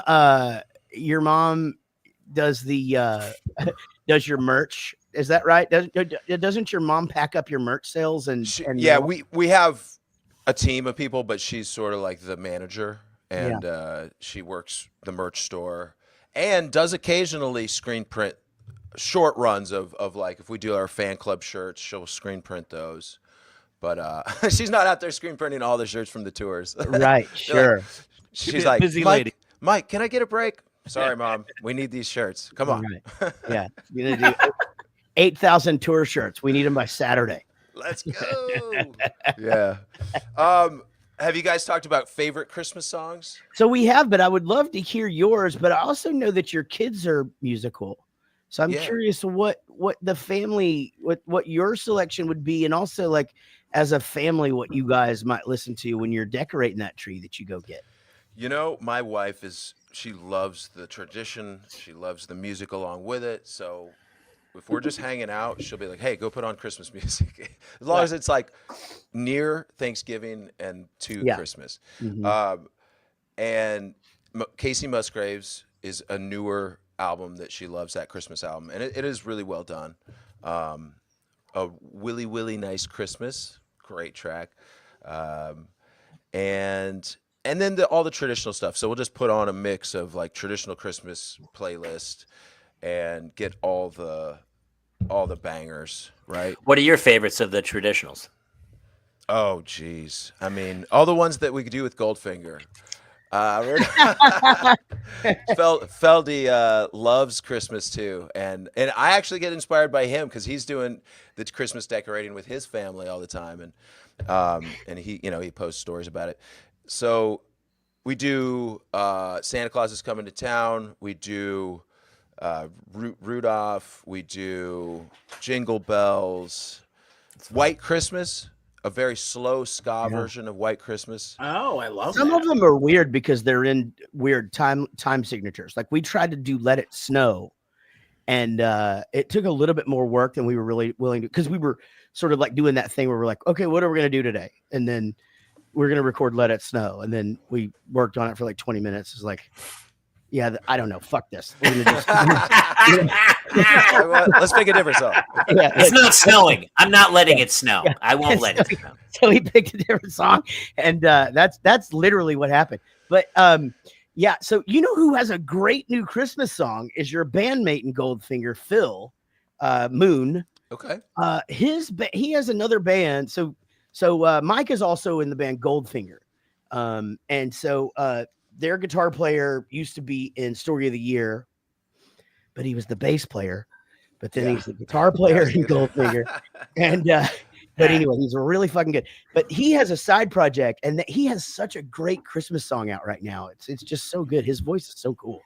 But I love it when my friends put out Christmas music because it's, it makes it really fun to to sit and make a mix and go down the road, and it's like my kid knows everybody, and it's just, that's one of the cool things about being in pop punk, especially, is because we all know one another, and so when you make a playlist like that or whatever, and then Everett's like, oh, hey, it's Pierre, hey, it's Derek. Oh yeah. Speaking of Pierre, he's actually on one of our Christmas songs. Is he? A song called December. We released, I think, in 2018, and Emily Whitehurst is also on it she's a solo artist, but it's really fun to do Christmas songs now and again. But if you have to do them every year, it gets kind of old, and it feels like, okay, well, I'm forcing this now. Well, another thing that we haven't talked about on here, and actually what I wonder if Jamie and Jason are privy to do a Christmas song, you actually have to kind of do it in May or June, like July at the latest. Like you've got to do.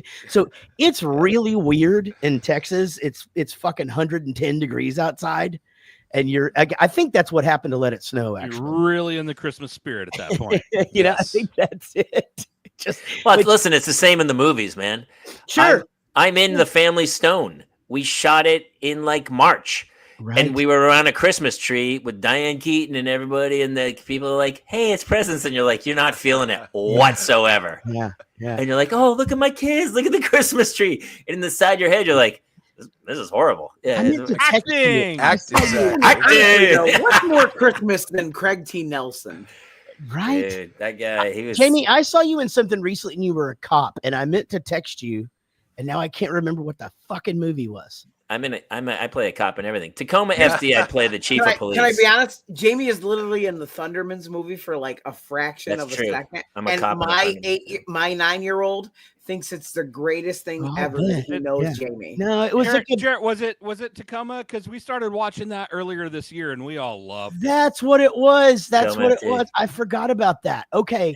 Yeah, you're right. And that's why we were on the bus drunkard and shit. And that's why I stayed up till 6 a.m. watching this episode after episode. That's why I didn't message you, because it was just gone the next day. Mike is leaning forward. He has something very important to say. Is this Tacoma, Washington? Yeah, it is. So it's Tacoma FD. It's a TV show. It's from the Super Trooper guys, from Lemmy and Heffernan. Broken Lizard, It's about it's the Broken Lizard crew, and they have a fire department in Tacoma, Washington. And I play the chief of police. And so it's really funny.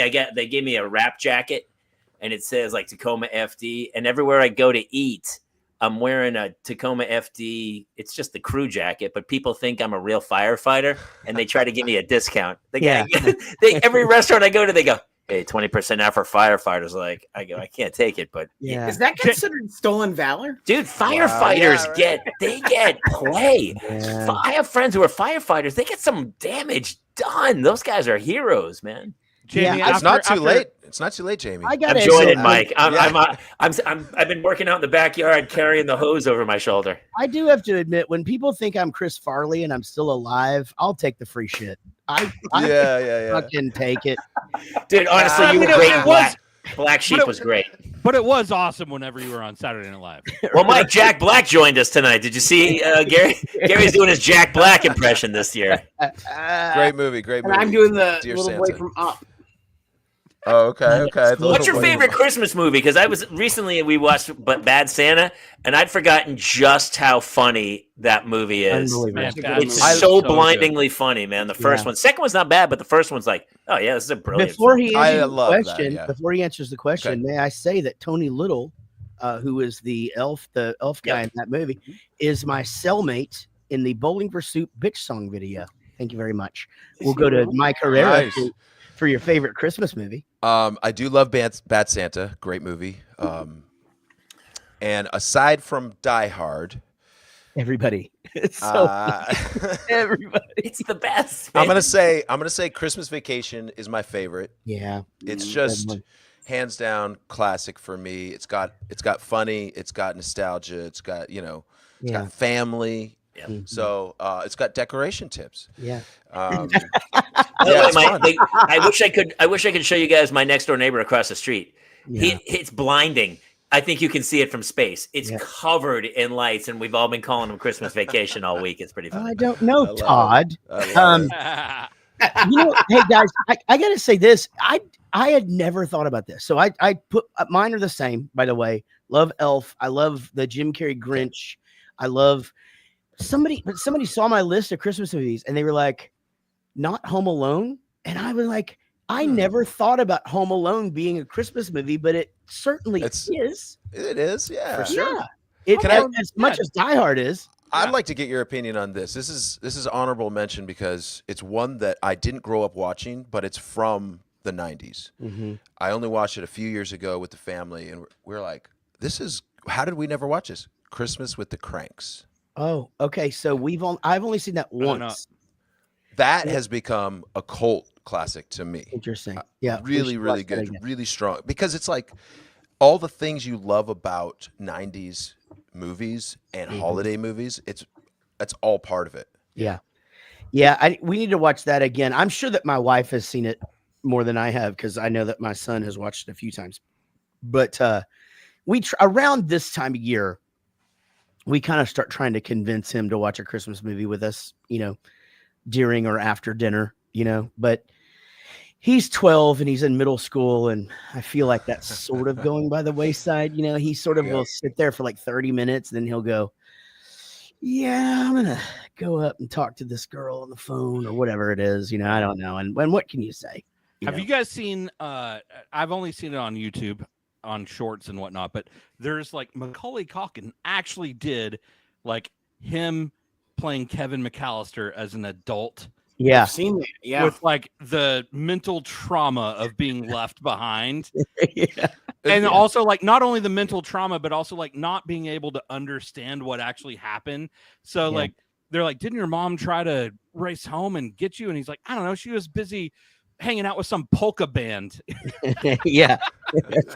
But it really is. I mean, if you think about it, that it's like the Christmas decorations are all over the place, or whether they're booby traps or whether they're, just in the thing. And then there's the nativity scene that he hides in, and there's a Christmas music when he goes and he sees the old man in there watching his granddaughter sing. And it really is super Christmassy. And I think isn't the last line of the movie like, Merry Christmas, Kevin. Merry Christmas, Mom. I mean, they're going on a Christmas trip, right? Right. Like, yeah. That's the thing. It's to France, right? Which the brother is paying for all those kids. Man, Oh yeah, it's a lot. it's a lot. Funny. They're in first class. They're in first Well, class. people laugh at that now. Those people would go to jail. They'd be lit up on social media. Oh my God. Yeah, you're correct. Yeah. Yeah. Remember the old days when you just beat your children? And you know who wouldn't go to jail? Who wouldn't go to jail? The wet bandits, because all of that's assault. For sure. Yeah. The Wet bandits are the true victims here. Right. That's right. He actually started fucking with them before they were in the house. Wet bandits got a lawsuit on that. They're going to own that house. The wet bandits were it was self-defense. 100%. Mike, thanks for calling in today, man. And I'm sorry you got snowed out, but I hope that you have a fantastic rest of your holiday. Man, I just absolutely love the shit out of you, man. And man, kiss and hug your family and the boys. Pat Tom on the butt for us. I will do. Same to you guys. Love you guys. Thanks for having me. Merry Christmas. Pleasure to meet you, Mike. Super Absolutely. cool. Thanks for stopping by, brother. Absolutely, Merry Christmas, brother. That's so funny. And Happy New Year. We're coming to 2025 soon. No, it's crazy. Here we go. I'll be in Texas. Here we go. If you're in Texas, January 4th, I'm going to be in Dallas. Come out. We're Okay. MX Pinks is playing. We are invited. leaving the next day. We'll see. I won't hold you to it, but We'll discuss. Houston the 3rd, and then Dallas the 4th. All right. All right. We'll see. We're going to Mexico. We're taking a celebratory trip to Mexico with the whole band and crew and wives and everything to celebrate an amazing 2024. So taking everybody to Mexico and 4 days at a pool bar. Amazing. All right. Gotta do it. All right, brother. Merry Christmas. Great to see you, Mike. Needed. All right. Peace. Jared, I got to tell you, you guys are doing music and bands the right way. The right way. It's so funny. Sure.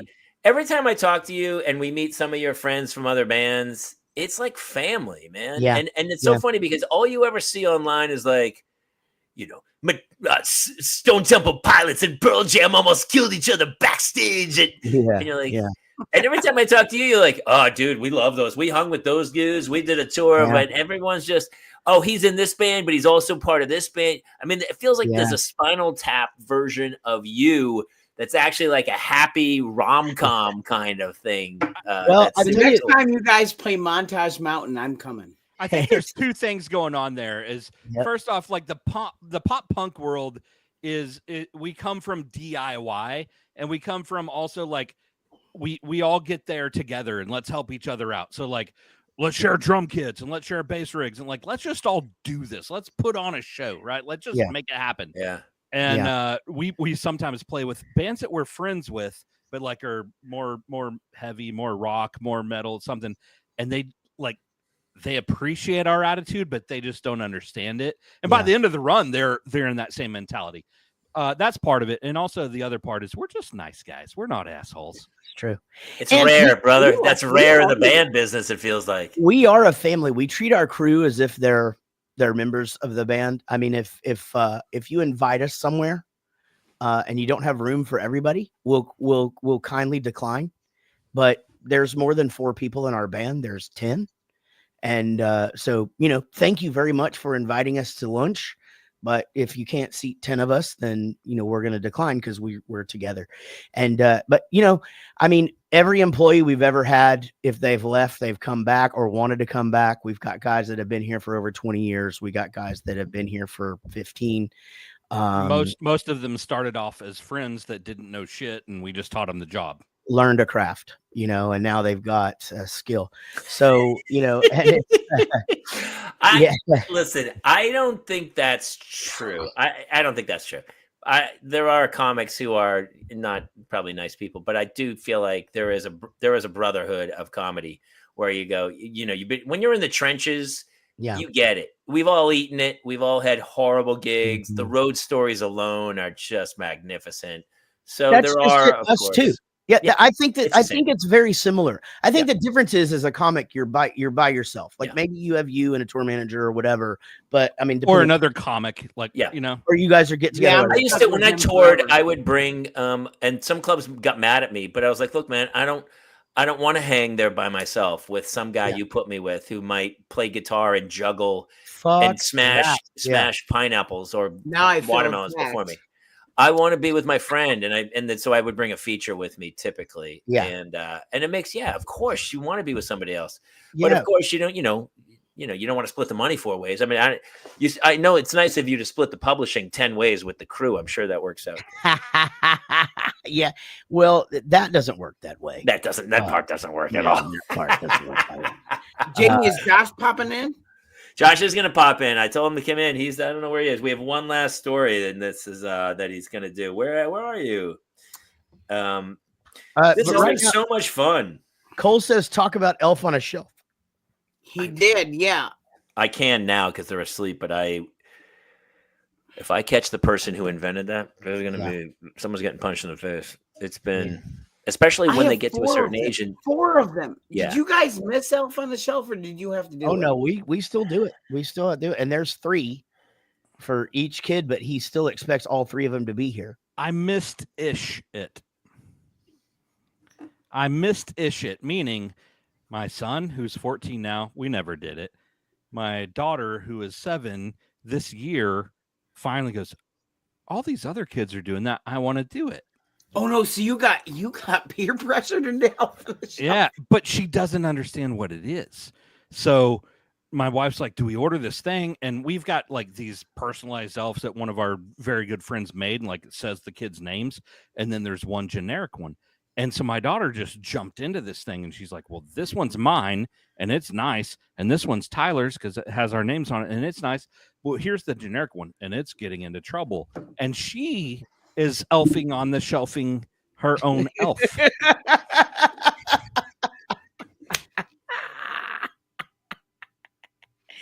And every now and then, like, when she's gone, I'll grab it and go do some shit, because like I'm in, let's play.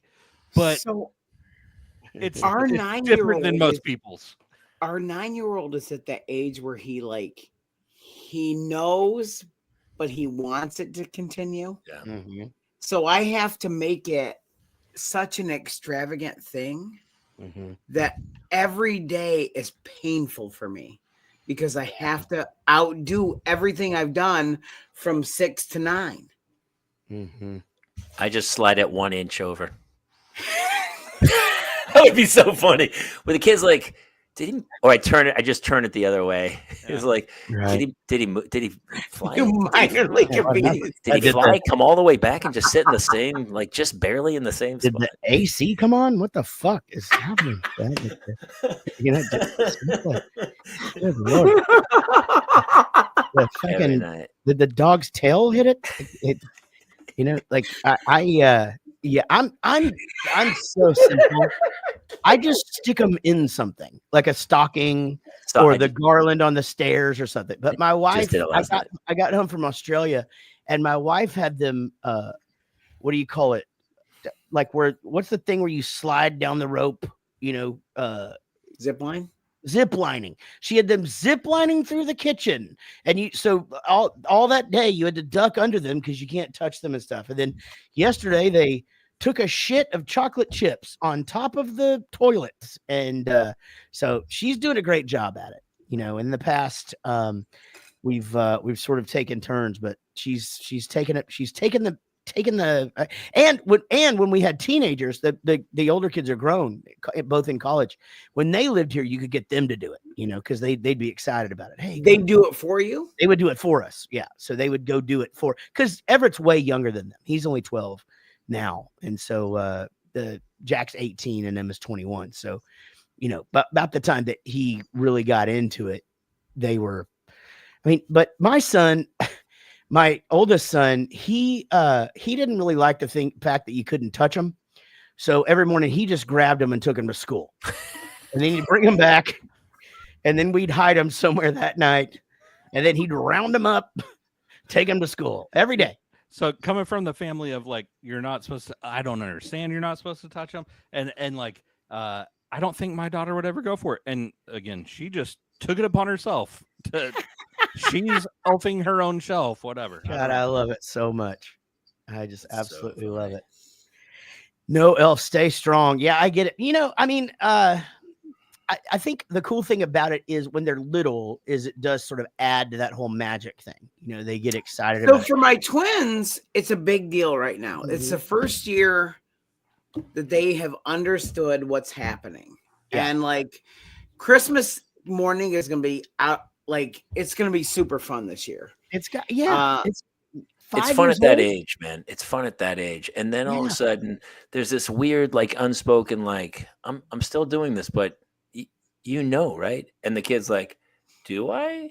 Like, you're like, "I think I'm pretty sure you know," and the kid's like, "Maybe I do," and then you're like, "Well, if you do know, tell me, because I don't want to do this anymore." Yeah. So Jamie, I'm going through this right now. So our 9-year-old said to me today, he goes, so this morning, the elves brought a big bag of the holiday Oreos. They gifted it because just what a kid needs, by the way, on a daily basis. Perfect. Right. Don't judge me, Kayla. I'm doing the best I can.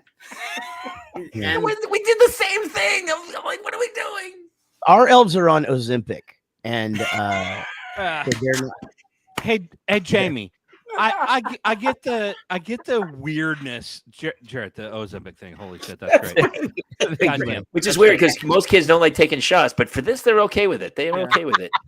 Jamie, I get the weirdness, the few years where you're going, you know, don't you? But like, and you don't want to say anything. Yeah, I get the weirdness of that. Do you not? Have you had any of these experiences? Because I have, where there's like, you're at the dentist and the dentist's like, so when'd you find out? And you're like, the kid's fucking 8. Why are you going, when'd you find out? You know? Yeah. And their friends, some of their friends are like, one's coming to me and she said, my friend said something. And I go, and then my daughter's like, is she telling the truth? I mean, it's like this terrible, like I'm lying. I'm like, no, it's all gonna be. You got to do that. I mean, for me, it's always been that thing where it's like, I fucking hate the fucking friends, you know, because there's anybody that's got an older brother, is fucking up everything. First of all, they're shitting on Christmas anywhere they can. Not even just Christmas, like they fuck up what music they're listening to and everything, you know. But you're not anybody that's got an older brother, it's just like all of a sudden now we're into like they're 7 and they're into Rush, you know, and you're just like, this is impossible.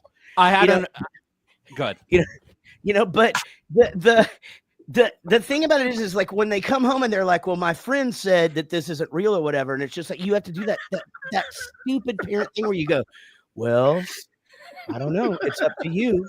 Do you want to believe in the magic? Do you want the magic to go away? You know, whatever. And it's I don't want the magic to go away. Well, then what do you want to believe? It's like, what I would like to do is sell you this bag of horse shit. You know? So I did that tonight. Yeah. But it worked out amazingly. So I had already mentioned earlier in the show that our town does a thing where the fire trucks go up and down the street. Oh, and yeah. Santa's on the fire truck, right? Mhm. Yeah. Well, I mean, you can hear the fire truck when it's like blocks and blocks away. And the kids are out in the front yard going, holy shit, it's on our street. No, it's not on our street. Like the snow cone man. It's still like 15 minutes away, right? Yeah. And oh my God, it's coming. And no, it's 15 minutes away. And it keeps on happening, right? And so I had this moment tonight where Mia like just came up to me. She's picked me up, Daddy. And I picked her up and she goes, does our family believe in Santa? And I go, of course. And she goes, well, the kids across the street, their family doesn't. And I was like, oh shit. I go, well, I mean, if it's not Santa, who's on the fire truck? And she's like, huh. And right then, like, even though the fire truck's in our neighborhood, it went quiet. And we didn't hear it for like a good 45 seconds. And I go, yeah, maybe we're not believing in him right now. You know? And she's like, you know what? I mean, I still believe in him. And then we hear, Yeah. It's like, all right. Yeah. So Okay, we just have to believe good in job, him. Santa. Yeah. And those people who live across the street are going to burn in hell. Just so you know, baby. That's Right. I also, Yeah. I also taught her another really good lesson because Santa throws out candy. And she's like, Dad, can we go hang out with the kids on the other side of the street, all my friends? And I go, of course we can. But if we stay on our side of the street, you don't have to compete with them for candy. Right? smart. Yeah. I think all of us were locked into meanwhile 3 houses in a convent burned down. Dude, I'm still lost in a 7-year-old singing, this is a red bachata. The Rush. Hey, listen, let me bring my friend in. We got to wrap this thing soon, but we were talking about parenting. This is my buddy, Josh Chesler. And hey guys, he thinks you guys may have messed his son up. Probably did. Yeah. Can you guys hear me? Oh, Josh, your sound is it's now. Oh man. It's I don't mean to be rude. Let me. Yeah, I know. Let me hear you talk. Okay, can you hear me? Is anything? Yeah, but it's like it's really whatever's scratchy. wireless. If you can wire, Take your headphones off. Ooh. Get rid of them. Turn them off. Now talk. Take your headphones off. Let me hear you now. Yeah. Yes. Yeah. Get rid of the. Can you get rid of the echo, Jason, real quick? Yeah. You get rid of your echo. Now, Josh is a big fan of you guys, like a big fan. I told him I was doing the show tonight, and he said, "I think those guys messed up my son." That was Chris. Yeah, that was the other guy. Yeah. Uh-oh. Hold on. Now you're muted. Now we can't hear you at all. He's still through his headphones. Yeah. Oh. Can you power your I headphones? don't think off? so. Oh, so go to settings and then audio. I'll be right. And choose. I knew this was going to be a bit troublesome, but it's okay. Do you want me to share the story, Josh? Can I hear you? Yeah, totally you muted. can. Yes. Oh, now I hear you. Oh, we hear him. You're good. You're good. You've done it. So 17. I've died two here we go. tonight. 17 years and 60 pounds ago, I took my wife to see you guys at Slim's in San Francisco. Oh, fuck yeah. Holy shit. Right? It was a great show, except 17 there were like 8 boy bands ahead of you guys, and it was awful until you guys got on stage. Well, my wife was. Hey, can I ask you a question? Was it raining? Yes. Okay. So before you carry on, I have to just tell you that loading in for that show, we didn't have a crew yet. We were still in a van. I was pushing the goddamn cabinet up, and I slipped on the metal ramp. You had to load up a metal ramp, and all of my guys just sat there and laughed at me. And I just laid there on my stomach, holding a Mesa Boogie cabinet like this, so that it wouldn't roll over my face. And I'll never forget it. Anyway, thank you for reminding me of that. Go, Josh. It was a great show. My wife was pregnant at the time, just a couple of months, and our kid, the show was great. You guys were awesome. Everybody before you sucked. It was awful. My wife must have had a really good time because this is our kid. Oh shit! He's the bad guy from Incredibles. Oh, he's got my hair. I love it. So we're wondering if you guys need to put a warning on your tickets and say, you know, it's like you can't eat if you're pregnant. You don't eat sushi. You don't go to see Bowling for Soup. Like this can cause serious harm to your child. My kids came out seriously weird because of that concert. I'm sure. I mean, I can't prove scientifically. Is he 16 now? He's 16. He's 17. Yeah. 17 years old. Yeah, he's still wacky. Yep. Crazy as all hell. But we, I found you guys on KROQ here in Los Angeles. They were playing not the best rock and roll song ever made, but it was 1985. Right. Okay. And I got my wife into you guys, and we listened to you guys for years while we were on road trips, remodeling our house, even Christmas time too. Like your music was like hugely influential in the early parts of our relationship. So I love it so much. And let me ask you, how'd that relationship work out? Oh, we're getting divorced. Yeah. Okay. Just checking. I was trying to make sure. Her name is Emily, and oh shit.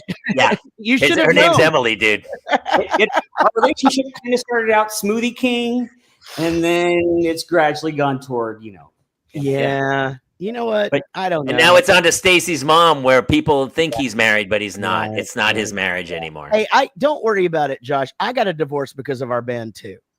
And that's okay. But you also got remarried because of your band. Well, I wouldn't say that. I think my charm really is what got me remarried.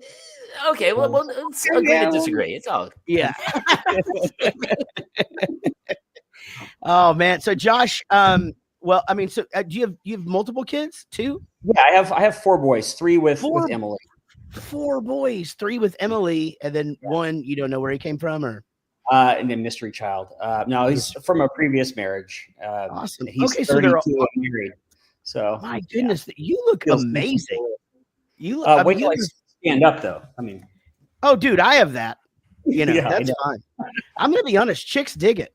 It's like I love I haven't experienced that. I think guys, seriously, in the 1700s, that was a sign of wealth.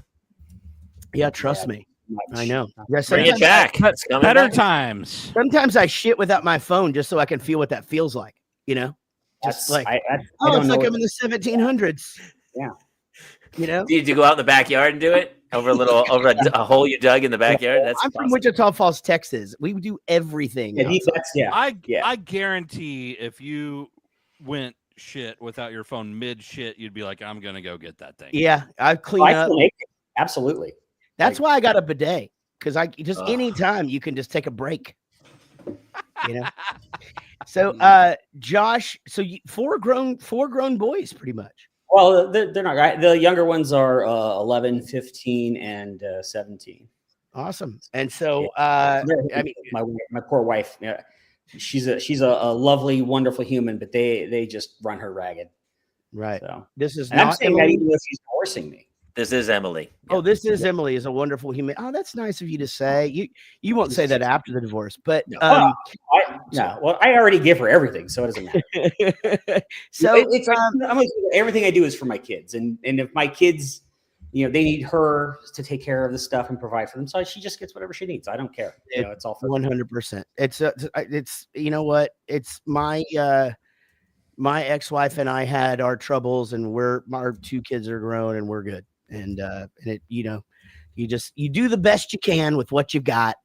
And the main thing is put the kids first, always take the high road, and they always fucking know. The kids will come to you one day and go, Dad, I know you really tried through this or this or this. I know I was an asshole. Trust me. Me and Jason started to almost talk about this earlier. I was, and you've probably experienced this with your 32-year-old, but I have a 22-year-old child who is my first. She was actually born the day Bowling for Soup got nominated for a Grammy for Corolla Bad Guys One. Yeah. And last Christmas, we were sitting there, we were having a drink together. We were sitting on the little sitting window seat thing. And she goes, "Hey Dad, I just wonder, like, we get around Christmas, like, do you miss when I was little?" And I said, I definitely have a lot of memories that make me sad that, that I don't have that anymore or whatever. And that make me feel like nostalgic, or that, I wish I would have absorbed more of that, or I wish I could just have that feeling one more time. But I can't say that I miss it, because I love what our relationship is now. I love being able to sit with you and have a beer and have adult conversations. I love the fact that you text me every day, every other day. I love the fact that you share your life with me, and that we have this relationship now. So it's hard to say that I miss, I do miss the fucking smell of that purple Johnson's baby lotion. God damn it. But I'm not going to. You can just go get that. It's but right now. I'm not putting that on me. No, you know what I mean? That's what they use at the Diddy party, I believe, wasn't it? Too soon. Still too soon. Oh, no, there's never too soon. But it's just such an interesting thing to me, like how, each little, they're almost like little levels. Each little level they get to, you're just like, I'm going to bask in this for a while. Like my youngest is now getting into theater and band. He's going to be a little band nerd theater kid like I was, and I just think that's great, because he's going to get a lot of pussy, and good for, or wiener, I don't know, or dick, or I was going to say or dick, whatever he wants, but he's going to get what he wants for sure. And the Rolling Stones were wrong. You can always get what you want. Always what you get. Yeah. Yeah, and you can be satisfied. You can have satisfaction as well. Yes, you absolutely can. Yeah. Josh, what's Christmas plans? I'm actually driving up to Bend, Oregon, to spend 2 weeks with my kids. They moved up there in August with their mom, and we rented them a really nice house there in town. So everything's covered in snow right now, and that's gonna be dope. I feel like that sounds like a Hallmark movie. That's a Hallmark movie. Yeah. Well, I mean. Well, Emily and I will probably get drunk and fight it out in the yard just for old times. That's not where I thought you were going with that. I thought you were going full on Hallmark movie. Like, that starts with an argument. Yes, that's the end of the first act. And Gary gets it. You got to have conflict. Next thing you know, you wake up and you're like, "What did we do?" And like the next day is like unpacking all of that, and you've got to be around the in-laws and act all awkward and shit, Yeah, I think they're just going to. You know what's another good Christmas one? The Family Man, Nicolas Cage, where he's single and he wakes up and then he's with Téa Leoni and he's married with the kids. Yeah, that's right, because he never wanted a family, right? That's right. Like a you had me at Téa Leoni. I know, right? David Duchovny. Ugh, messed that up. He did. Yeah, I think he did just fine on his own. Listen, it's 10:03. I've got to but it's like 4:00 in the morning. 1:03 a.m. I know. All right, listen, we got to wrap this. Jared, do you have any words of wisdom? Should we? You want to bring us out of this thing? How do we get out of this thing? Sure. Well, I mean, I think the first thing that we should do is just say thanks to Jason for bringing this all together. What a great idea! We tried to do this at Halloween, and Gary and I were on the road and just didn't have it. This actually worked out way better. Perfect. And we should do this. We should do this every year. People are going to be fighting to be on this fucking thing. I agree. And it's always great to see you guys. And absolutely. Appreciate all your listeners, all of our listeners. Go check out the Parents Lounge wherever you listen to podcasts. Guys, the Rockstar Dad Show is on the Adobe app or wherever you listen to podcasts. And, we're both on social media. We're both fucking awesome. Yeah, I'm going to haunt you guys now that I know how to find you. I'm going to haunt you. That's it, baby. Cole, thank you so much. Appreciate it, brother. Seriously, guys, thank you so much for this. This was wonderful. And I agree. It's nice to see the two worlds collide of music and comedy, and it's really cool. Absolutely. That's all I got. Jason, it's always like hanging out with guys. friends. Appreciate you having me on. Yeah, absolutely. Yeah, man. Merry Christmas, everybody. Jason, you want to take? Merry Christmas. I do have one last thing because I don't think Jaret knows this. All right. I used to live in Bellevue, Washington, and my college job was Chuck E. Cheese. No So way. You got to put the suit on? I used to dance to Your Voice. Oh, boy. And there he is. Look at him go. Oh, man. That is amazing. That does look like the kid from Up. You're absolutely correct. Yeah. All right, you guys are awesome. Hopefully, everybody has a Merry Christmas and a Happy Holiday. Happy And Hanukkah, Happy Kwanzaa, Happy Hanukkah, Happy New Year, Happy Valentine's Day. Happy 4th of July. Let's go. Love you all. All right. Can't say See that you guys anymore. all soon. Come find us online, and that's it. Good night, everybody. Merry Christmas! Bye-bye.